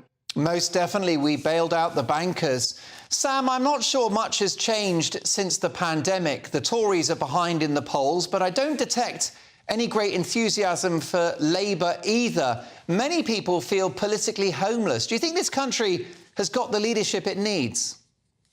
No. I would like to say here and now who I would like to support for the next general election. And unfortunately, Mark, I just do not have anybody I can hang my hat on. I haven't got confidence, unfortunately, in anybody. I'm sitting, I'm watching, I'm listening, I'm reading, but nobody's coming out with the right sort of way forward for this country that is devastated at the moment. From within, it's rotting, it's going under, and somebody's got to stop it, because we are suffering, and we are suffering really, really bad. And I don't know when that suffering's going to stop, because we are in poverty. We have got nurses going to food banks just to survive. We can't pay even car insurance went up 61%. I know. There are people going to cope. What are they going to do? People are going on strike for a fair wage to live, and the government for years and years and years have deprived them of a fair wage. So when they try to get it, they try to block them. Giving them 5% is neither here nor there. What they actually deserve on the years they have only taken 1% and 2%, when they try and get that back, it's no chance. And that's where the government is really failing. It's really putting money before people's lives. Do you think any of the smaller parties might be the answer? Would you look at Richard Tice and Reform UK? At this moment in time, I haven't had a long or a depth look at the policies that they've got, Mark. That's probably my fault. From now on, obviously, with the election coming up, maybe next year, will it be? Yeah. Next year? Yeah, next year. I will start to have a look at seeing what people are saying and see where my vote should or shouldn't go. And I hope somebody will come out at the forefront and really excite me about the way forward. Definitely. Look, it's the same in football. This country needs strong management, Sam. Can we talk about the health of this country? Because a new study, Big Sam, has found that the average British employee took almost 8 days off sick in the 12 months to September. That's up from 6 days a year 4 years ago. 30 years ago, it was 2 days off sick a year. Now, I've got to say, I know people in my parents' generation, Sam, who didn't take a day off for their whole career. Have we become sick note Britain? Well, yes. It's easier, isn't it? I think we can Google our symptoms, and we can look at the Google, see those symptoms, and make ourselves feel a lot worse than we really are.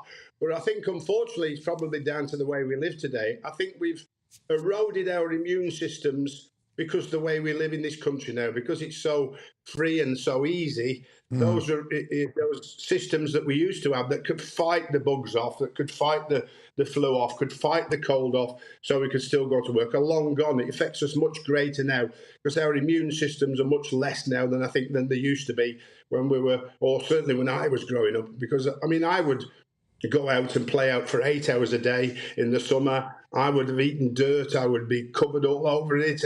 I don't think I've got a cold or anything like that till I was into my 30s, you know what I mean? But now, you're right. Obviously, it's changed. We have to accept change. I'm not saying we shouldn't, but it's perhaps left everybody a little bit more susceptible to these bugs that we are getting. Well, Sam, you've always put a shift in, whether as a top player or top coach, and of course a brilliant commentator as well. It's always a privilege to have you on the show. We'll catch up soon. Cheers, Mark. May I just say, they do a wonderful Christmas in Dubai, by the way. It's absolutely outstandingly celebrated by everybody out there. It's a wonder to be out. Presents everywhere, everybody doing what they want to do. None of this rubbish that's coming out in this country. That sounds so good. You and me on the beach in Dubai, Big Sam. Couple of beers. Let's do it. Cheers, thanks. Brilliant stuff. Wow, well, he's dead right. I wouldn't mind escaping somewhere sunny for the winter climes. Anyway, lots more to come, including the front pages. They're next.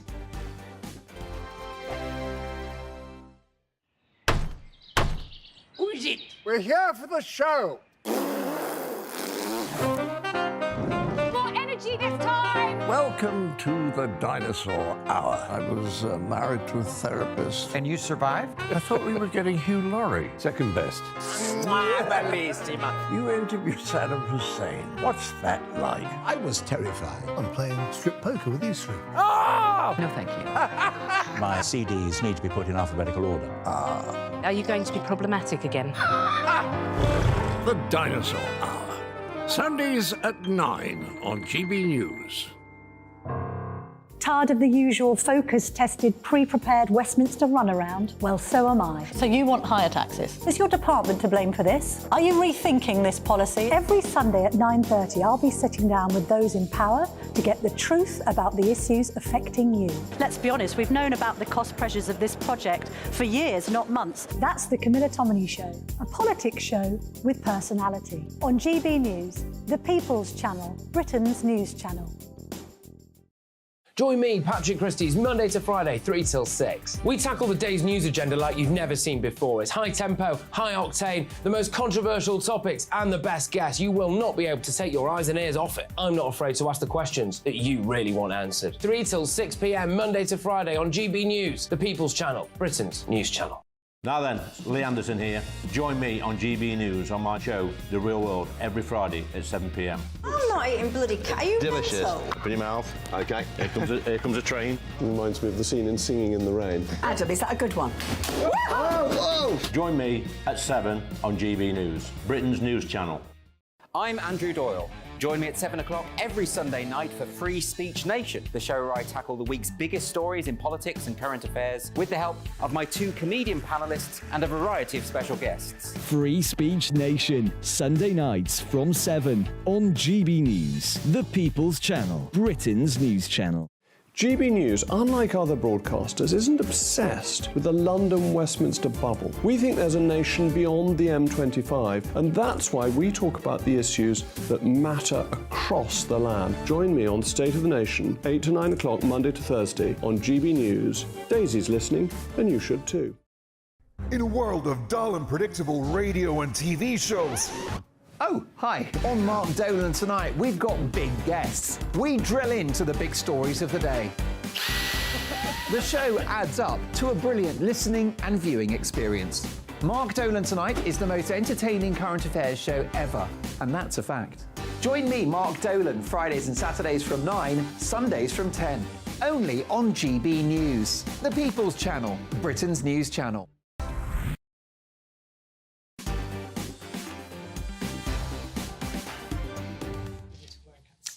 Papers to come, but in an exclusive Mark Dolan Tonight People's poll, I've been asking you, are Marks and Spencer's right to scrap the word Christmas from their advert this year? Well, it's a landslide. 93% say no, and 7% say yes, they're entitled to do just that. It's just gone 10:30, so time for tomorrow's front pages. And where should we start?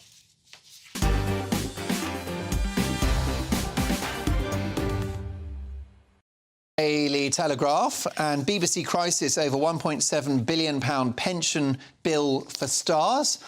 Lineker backs pro-Palestinian march on Armistice Day. Of course he does. And exclusive, Princess Anne talks about her passion for rewilding. Also, Elton John, why Watford FC meant more to me than fame. That guy's legacy, OK? Music, absolutely. AIDS and the Elton John AIDS Foundation. Yeah. Watford Football Club, which he saved and continues to thrive thanks to his great contribution. Good old Sir Elton John, my greatest Briton forever. Now, let's have a look at the Times now on a Saturday. Chief Rabbi's protest fears, supporters of hateful Hamas going unchallenged, he warns, before marches planned for Armistice Day. Also, a little help. The Beatles released a video today for Now and Then, their technologically enabled final song, which my brilliant pundits will be reviewing in a few minutes' time. Weekend, election boost for Labour as former Tory Chancellor Ken Clarke backs Rachel Reeves. Labour Shadow Chancellor Rachel Reeves endorsed as reassuring and responsible figure to run UK economy by Lord Kenneth Clarke, who served under Margaret Thatcher. Daily Express, hate marches are affront to British values. Beatles reunited, back to where they once belonged. Daily Mirror, judges spark outrage, no justice. The family of Zara Alina today told of their fury as her killer's jail term was cut. The Guardian, Israel rules out ceasefire until hostages are freed. Who could blame them? The Sun, city fella dating Love Isle Bella. I'll get a translation of that headline later in the show. And a fact sheet. Do you remember them, Jerry, fact sheets? Yes, I do. We're showing our age there. Daily Star. We've got something else to worry about. Hair rage. 1 in 5 anxious if hair is dodgy. So bad that 6% won't leave home. Thousands more are too frit to change styles ever. As if there's not enough going on in the world right now, millions of us are suffering from a nasty case of serious hair rage. Hilarious stuff, brilliant stuff. Well, look, those are the front pages. Let's get reaction from my brilliant pundits tonight. Delighted to welcome journalist and agony aunt Hilary Freeman, author and broadcaster Emma Wolfe, and criminal barrister and former Conservative MP Jerry Hayes. He'd probably be Labour now, if we're honest. No. No. You'd be like Kenneth Clarke, who has just defected. Now, this... He hasn't defected. He was the Chancellor... Kenneth Clarke is a troublemaker. Right, He's not. Wind his neck he in. was a successful Chancellor under John Major. Yes. And paved the way for New Labour's economic success. Yes, because they copied his... Stuck with his spending plans. Absolutely right. But this is not good for Rishi Sunak that he backs the Shadow Chancellor. He doesn't back the Shadow Chancellor. He just said she seems reasonably competent in what she's doing. No more than that. He's not saying go out and vote Labour. But why would he offer Labour any succour of that manner? Yes, but it's not as if he's made a speech and said that. He was asked by a journalist like you. He could have come on the show and you'd have said to him, what do you reckon of Rachel Reeves? Is she competent? And he said, yes. Shock, horror. Is he meant to lie? He says, no, she's a wicked person. Jerry, how confident and reassuring is £28 billion a year extra in spending? Well, different matter altogether. I entirely agree.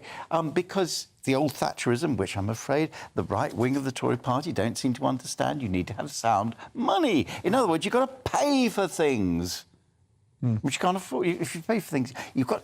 For spending, if you can't afford it, don't spend it. Simple as that. That was the Thatcher way of dealing with economics. And Labour didn't know that, and the Tories forgot it.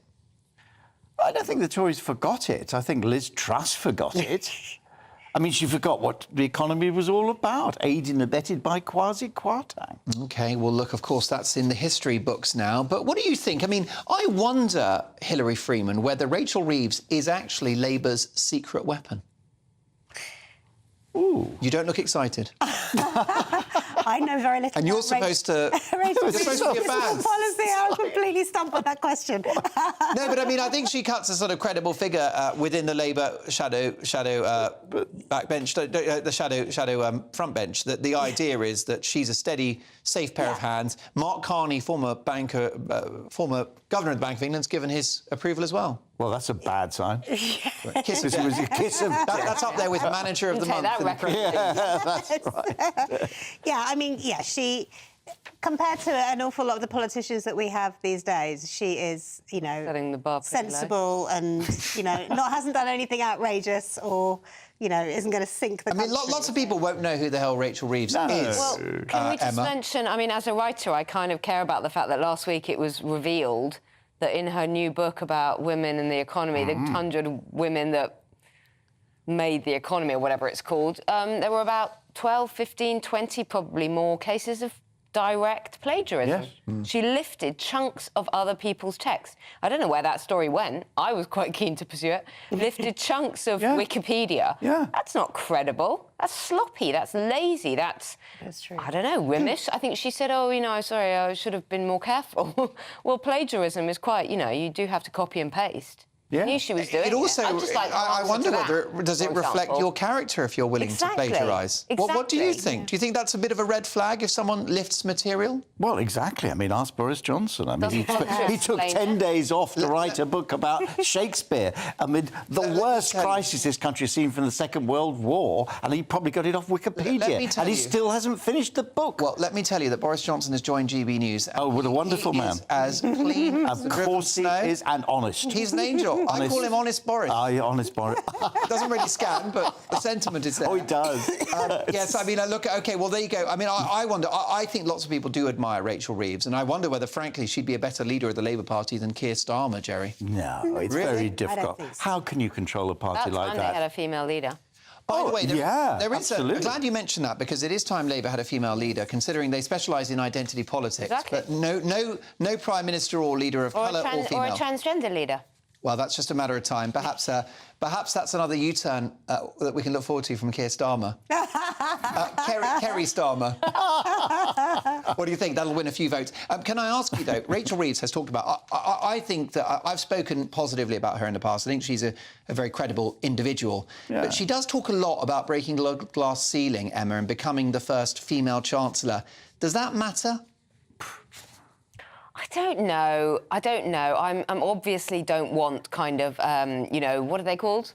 You know, where I don't know, tokenism. I don't want tokenism, but I don't want these, you know, things where you get promoted because you're a woman. Oh, yeah, quite right. Positive discrimination. No, but the list. Ticking a box. Oh, awful. No, the list. They have these lists. Emily's list. You mean shortlist? Well, no, but they have lists where... Well, anyway, It was Emily's list. This is quotas. Yeah, sort of quotas. I don't want women to be shunted into... Well done, Jonathan. I don't believe... Yeah, we got there in the end. I don't believe that Rachel Reeves is in that position because she's a woman. I think women are often asked about these things, women in positions of power. I'll tell you the one I don't like is Annalise Dodds. I was at university with her. I sent her a friendly tweet when I saw that she was becoming an up-and-up politician. I said, hello, we were at Oxford together. Never applied, so she's not got my vote. She needs a good hairdresser, though, doesn't she? My gosh, one doesn't want to be You know, I wouldn't say that. I wouldn't say that, Jerry. What I will say is she didn't last very long as Shadow Chancellor. No, she didn't. She didn't. That's what I mean. Yeah, and I think her hair's gorgeous. In fact, I think there's a similar curl to the one that you're currently sporting tonight. I think you're jealous. I'm not jealous. You're jealous of her flowing mane.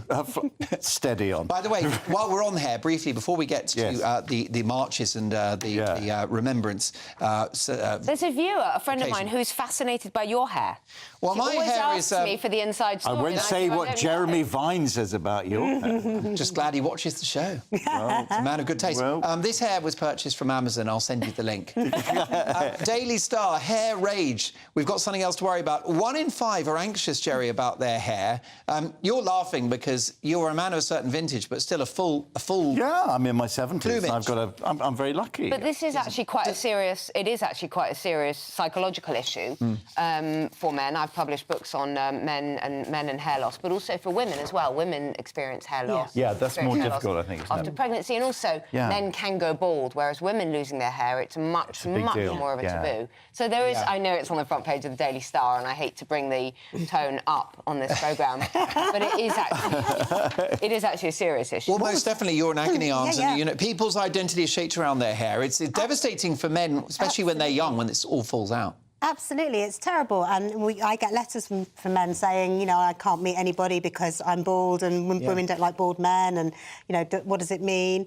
And also, you know, people going through chemotherapy, quite often women will say, it's actually worse to lose my hair than it is to lose my breast or... And for men, hair is associated with virility. The whole sense. Well, lack of, actually. Lack of. Yeah, that's what I mean. Hair is Jerry, that might be too much information. I mean, well, it's meant to be. I know Hillary's an agony aunt, but it's not true. Jerry, there's a time and a place. It is associated with testosterone, but it's the way that the testosterone is used by your body. It doesn't mean that you're more virile because you're bald. Oh, thank heavens for that. We're OK. We're all right, then. Let me just say that you've been upstanding for the last 2 hours, Oh, steady on. I meant outstanding. Freudian slip. Can we talk about a rather more grave subject, and that's hate marches are an affront to British values. This is the Prime Minister speaking today.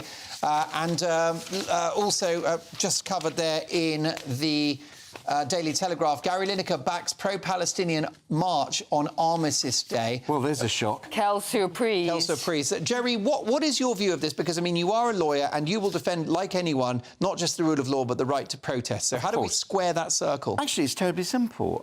The law is all there when, you know, the MPC, the Chief Metropolitan Commissioner, says, oh, we need new laws. We don't. If I say, let's kill the Jews... well, that's against the law. If we say support Israel, that's not against the law.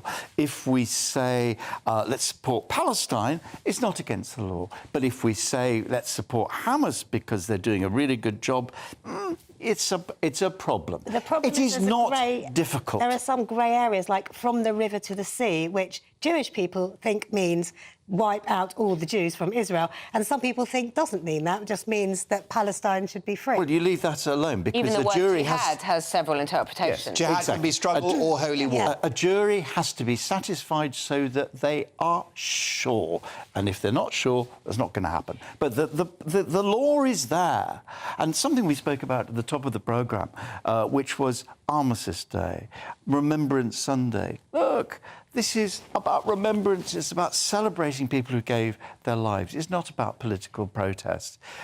It wouldn't be against the law to march, but it would be absolutely wrong for that to happen. It desecrates the names of all the people who died during the war. Armistice Day, and I obviously support freedom of speech and protest, but I do think there's a good argument, actually, for saying this march cannot go ahead, even from an operational point of view for the police, if that's the excuse they need to use.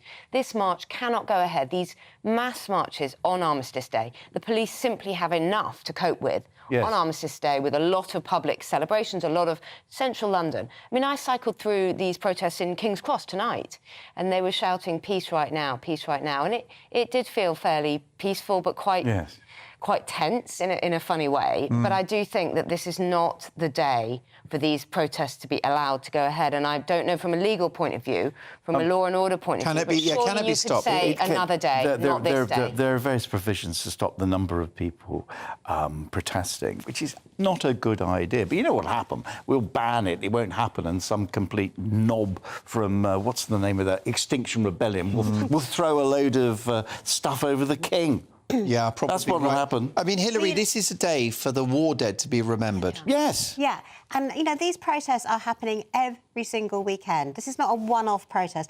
Every single weekend, they're getting bigger and bigger and louder and louder. Yeah.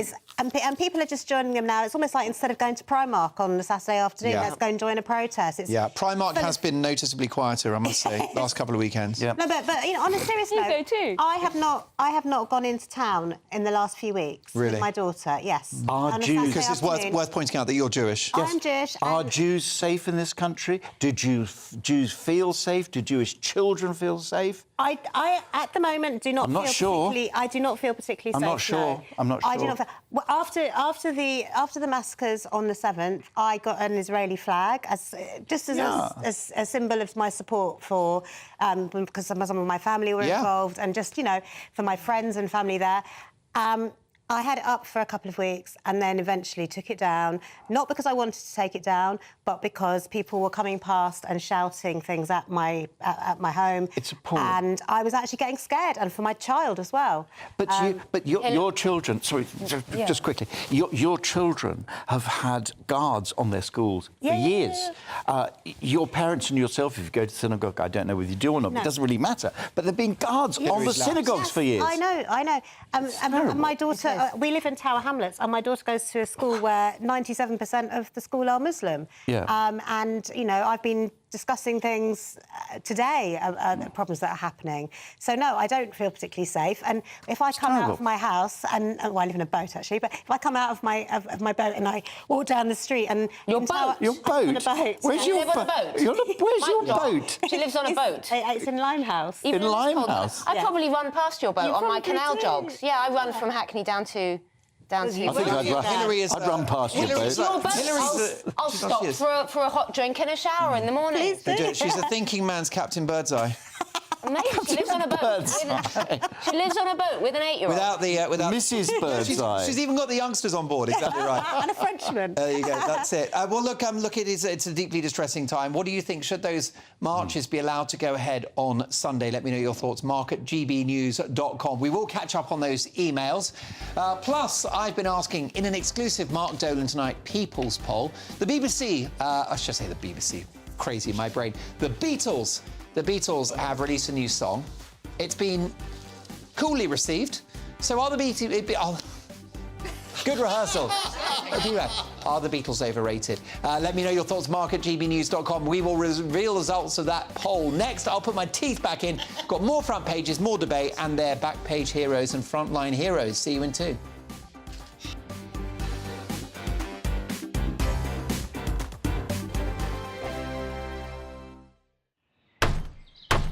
Who is it? We're here for the show. More energy this time! Welcome to the Dinosaur Hour. I was married to a therapist. And you survived? I thought we were getting Hugh Laurie. Second best. You interviewed Saddam Hussein. What's that like? I was terrified. I'm playing strip poker with you three. Oh! No, thank you.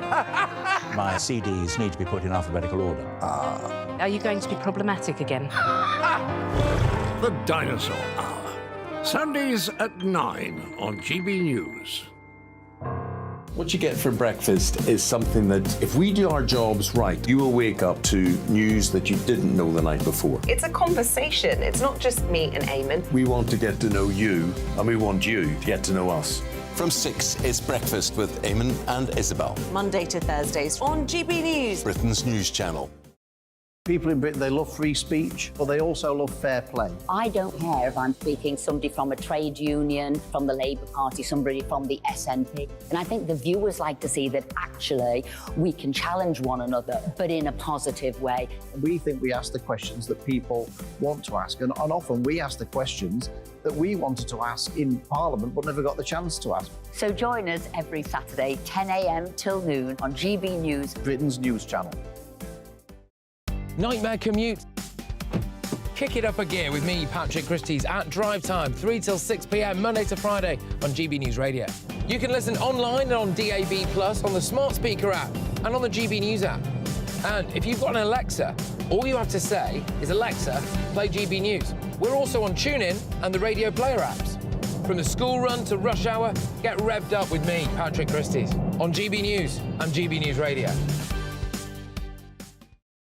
Tired of the usual focus-tested, pre-prepared Westminster runaround? Well, so am I. So you want higher taxes? Is your department to blame for this? Are you rethinking this policy? Every Sunday at 9:30, I'll be sitting down with those in power to get the truth about the issues affecting you. Let's be honest, we've known about the cost pressures of this project for years, not months. That's the Camilla Tominey Show, a politics show with personality. On GB News, the People's Channel, Britain's news channel. Join us every night on GB News at 11 p.m. for Headliners, which is 3 top comedians going through the next day's news stories, which is exactly what you need, because when the establishment has gone crazy, you need some craziness to make sense of it. Headliners. You don't have to bother reading the newspaper. We've got it covered for you. every night at 11 p.m. and repeated every morning at 5 a.m. We won't send you to sleep like some of the other paper review shows out there. So join us 11 p.m. every night on GB News. The People's Channel, Britain's news channel.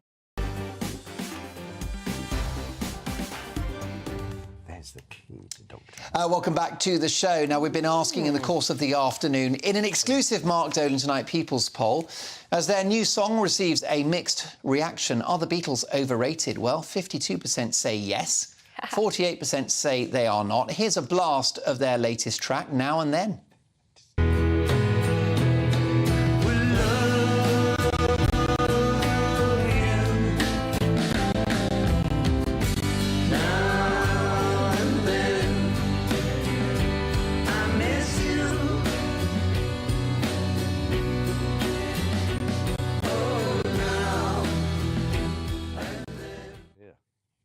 Well, the only pundit that cares about the Beatles is Hilary Freeman. Hilary, are the Beatles overrated? I think that sadly they are now. I think that the main problem is that this is a John Lennon song, and John Lennon was, and it's a B-list John Lennon song, and he was pretty overrated. I think Paul is the real talent, and their chemistry together was brilliant.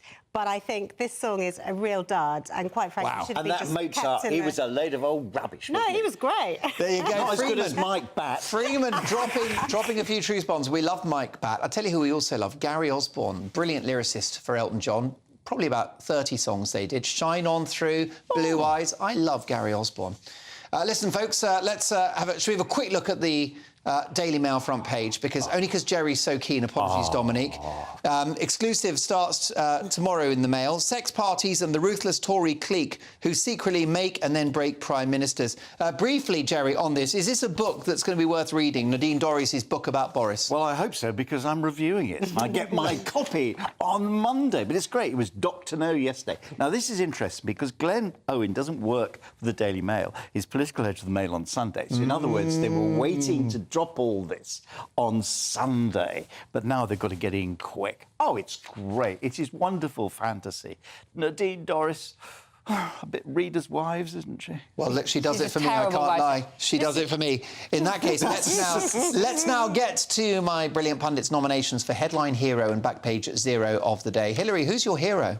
Well, actually, it is the editor of The Sun, Victoria Newton, who put all the hostages on the front page of the paper yesterday or the day before.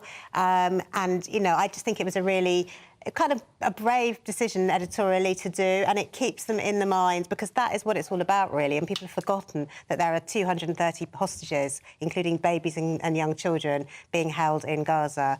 And we don't want to forget them. Which is why calls for a ceasefire are madness, in my view. Jerry, your headline hero. Well, I said Beatles' new song, which is a bit sad compared to your serious and sensible stuff. Yeah, Beatles' new song, yeah. Do you know what? I heard it earlier. I thought it was quite sweet, actually. It was all right. Yeah, and very emotional for McCartney and Ringo to be able to reconnect with their much-loved, much-missed brothers. Yes. How about your headline hero, Emma? My hero is, I never thought I'd say this, Joe Wicks, the curly-headed online... Great guy. ...exerciser, influencer. He's been saying that the anti-obesity drugs like Ozempic and Wegovy are not the answer. And I've been saying this for years. Thank you, Joe Wicks, for listening. These kind of miracle drugs are not the cure. People need to exercise, eat healthily and get a new, change their lifestyle. You can't just pop a pill, as actually Boris Johnson seems to think you can. You can't just pop a pill and expect to cure obesity.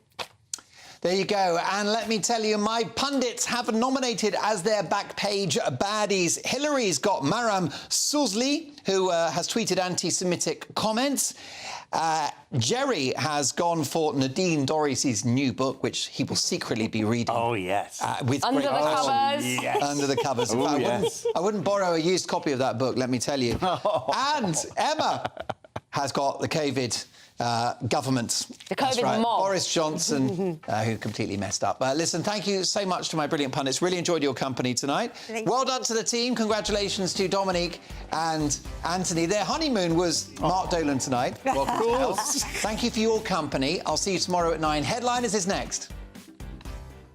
Evening, I'm Alex Deakin. This is your latest weather update from the Met Office for GB News. A mixed picture this weekend. A fine day by and large for Scotland and Northern Ireland tomorrow, but there is more wet and windy weather to come. We Pretty much have said goodbye to Storm Ciarán, but here comes another area of low pressure, and that will bring more rain tonight, approaching the southwest. Ahead of it, still a few showers around, particularly this evening if you're heading out over northwest England, parts of southern Scotland. Elsewhere, many places dry and clear, and it will actually turn quite chilly. A touch of frost possible through the northeast of Scotland. But further south, it's all about the rain coming in, turning windy once more. Not as wild as Thursday, but any more rain likely to cause problems. So we do have a Met Office yellow warning in place. A lot of spray across southern England on the roads, a lot of surface water and the potential for further flooding. The rain eases here, and then it turns brighter, but with heavy blustery showers through the afternoon. The rain likely to persist in this zone across Yorkshire, Lincolnshire, Lancashire into North Wales. So quite a damp, cold day here.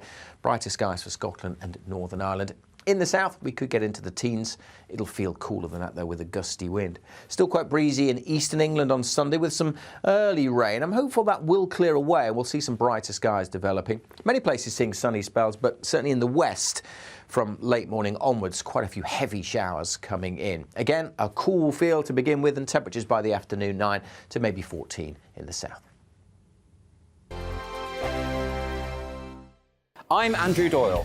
Join me at 7 o'clock every Sunday night for Free Speech Nation, the show where I tackle the week's biggest stories in politics and current affairs with the help of my 2 comedian panellists and a variety of special guests. Free Speech Nation, Sunday nights from 7 on GB News, the People's Channel, Britain's news channel.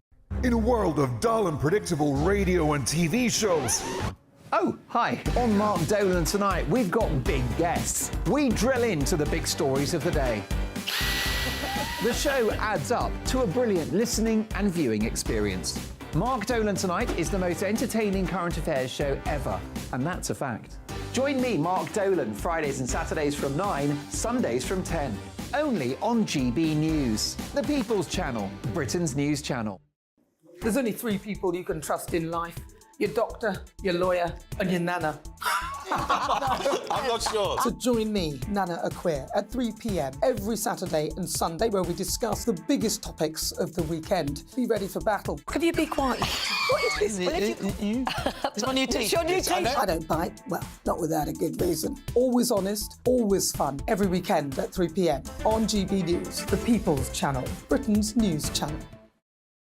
So Jubes and Kerr, we tackle the issues of the day with real, robust debate, both sides of the fence, battling it out with me in the middle with my forthright opinions and views. And often really interesting things happen because you start with a position and then by the end of the debate you find actually, well, I might not have thought about that one. What we need in this country is 2 new political parties. You should maybe think about doing a 2024 calendar. I'm Michelle Dewberry and I'm keeping you company right through until 7 o'clock this evening. GB News, the People's Channel, Britain's watching. Join us every night on GB News at 11 p.m. for Headliners, which is 3 top comedians going through the next day's news stories, which is exactly what you need, because when the establishment has gone crazy, you need some craziness to make sense of it. Headliners. You don't have to bother reading the newspaper. We've got it covered for you. Every night at 11 p.m. and repeated every morning at 5 a.m. We won't send you to sleep like some of the other paper review shows out there. So join us 11 p.m. every night on GB News. The People's Channel, Britain's news channel. Who is it? We're here for the show. More energy this time! Welcome to the dinosaur hour. I was married to a therapist. And you survived? I thought we were getting Hugh Laurie. Second best. You interviewed Saddam Hussein. What's that like? I was terrified. I'm playing strip poker with these 3. Oh! No, thank you. My CDs need to be put in alphabetical order. Are you going to be problematic again? The Dinosaur Hour. Sundays at 9 on GB News.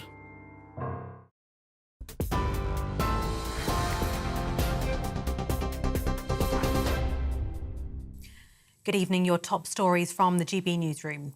The Prime Minister says plans by some groups to protest during remembrance commemorations are provocative and disrespectful.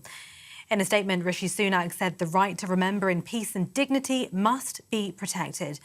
Labour leader Sir Keir Starmer echoed those comments, saying he supports the police in whatever action is needed.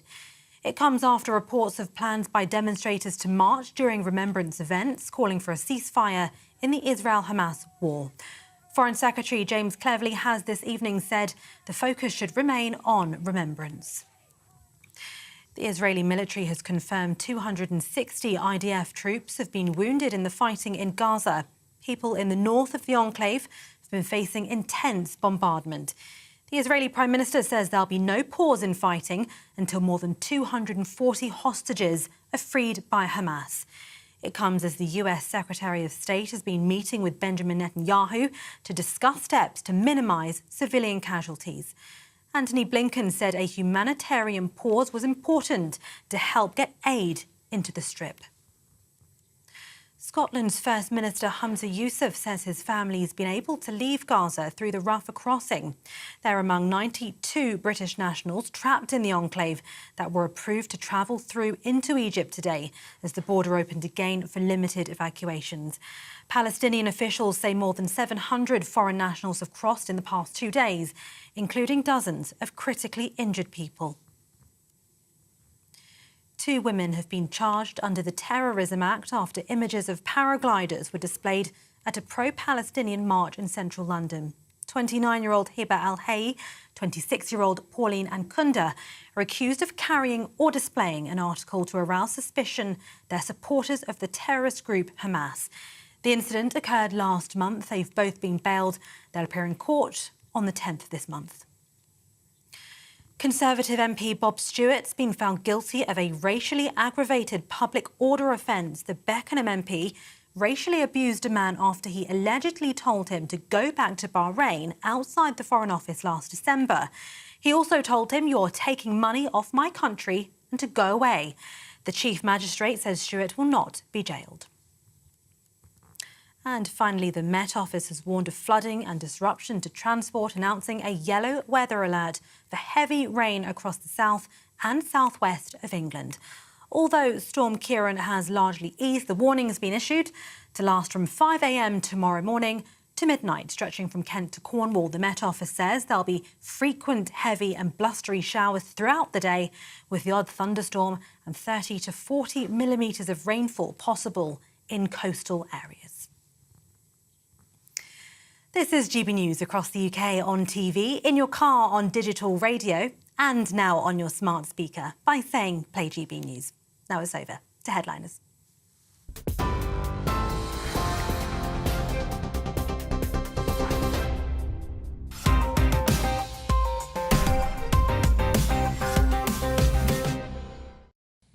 Hello and welcome to Headliners, your first look at Saturday's newspapers. I'm Andrew Doyle and tonight I'm joined by comedians Lewis Schaefer and Nick Dixon. You both well? Well... I'll take that as a no, Lewis. It's a no. I wasn't expecting you to ask me that question. Well, it's an English pleasantry. You should be used to it by now. You've been here a while. Oh, it's wonderful. We're about to discuss some horrible, horrible stuff. Well, yes, but the introduction doesn't have to be horrible, Lewis. Oh, things are amazing. Great. And now, war. OK, well, that sort of wrapped that up. I don't know what to make of that, Nick, do you? It's great. I'm not going to have to say much on the show, I don't think. No, probably not. Well, we're going to start with looking at the front covers for Saturday. The Daily Mail is running with sex parties and the ruthless Tory clique who secretly make and then break prime ministers. That's the serialisation of Nadine Dorris's book. The Daily Telegraph is running with BBC crisis over £1.7 billion pension bill for stars. The Times, Chief Rabbi's protest fears. The Weekend is going with election boost for Labour as former Tory Chancellor Ken Clarke backs Rachel Reeves. And the Daily Express, hate marches are an affront to British values. We're going to get to that in just one moment. The Guardian is leading with Israel rules out ceasefire until hostages are freed. Those were your front pages.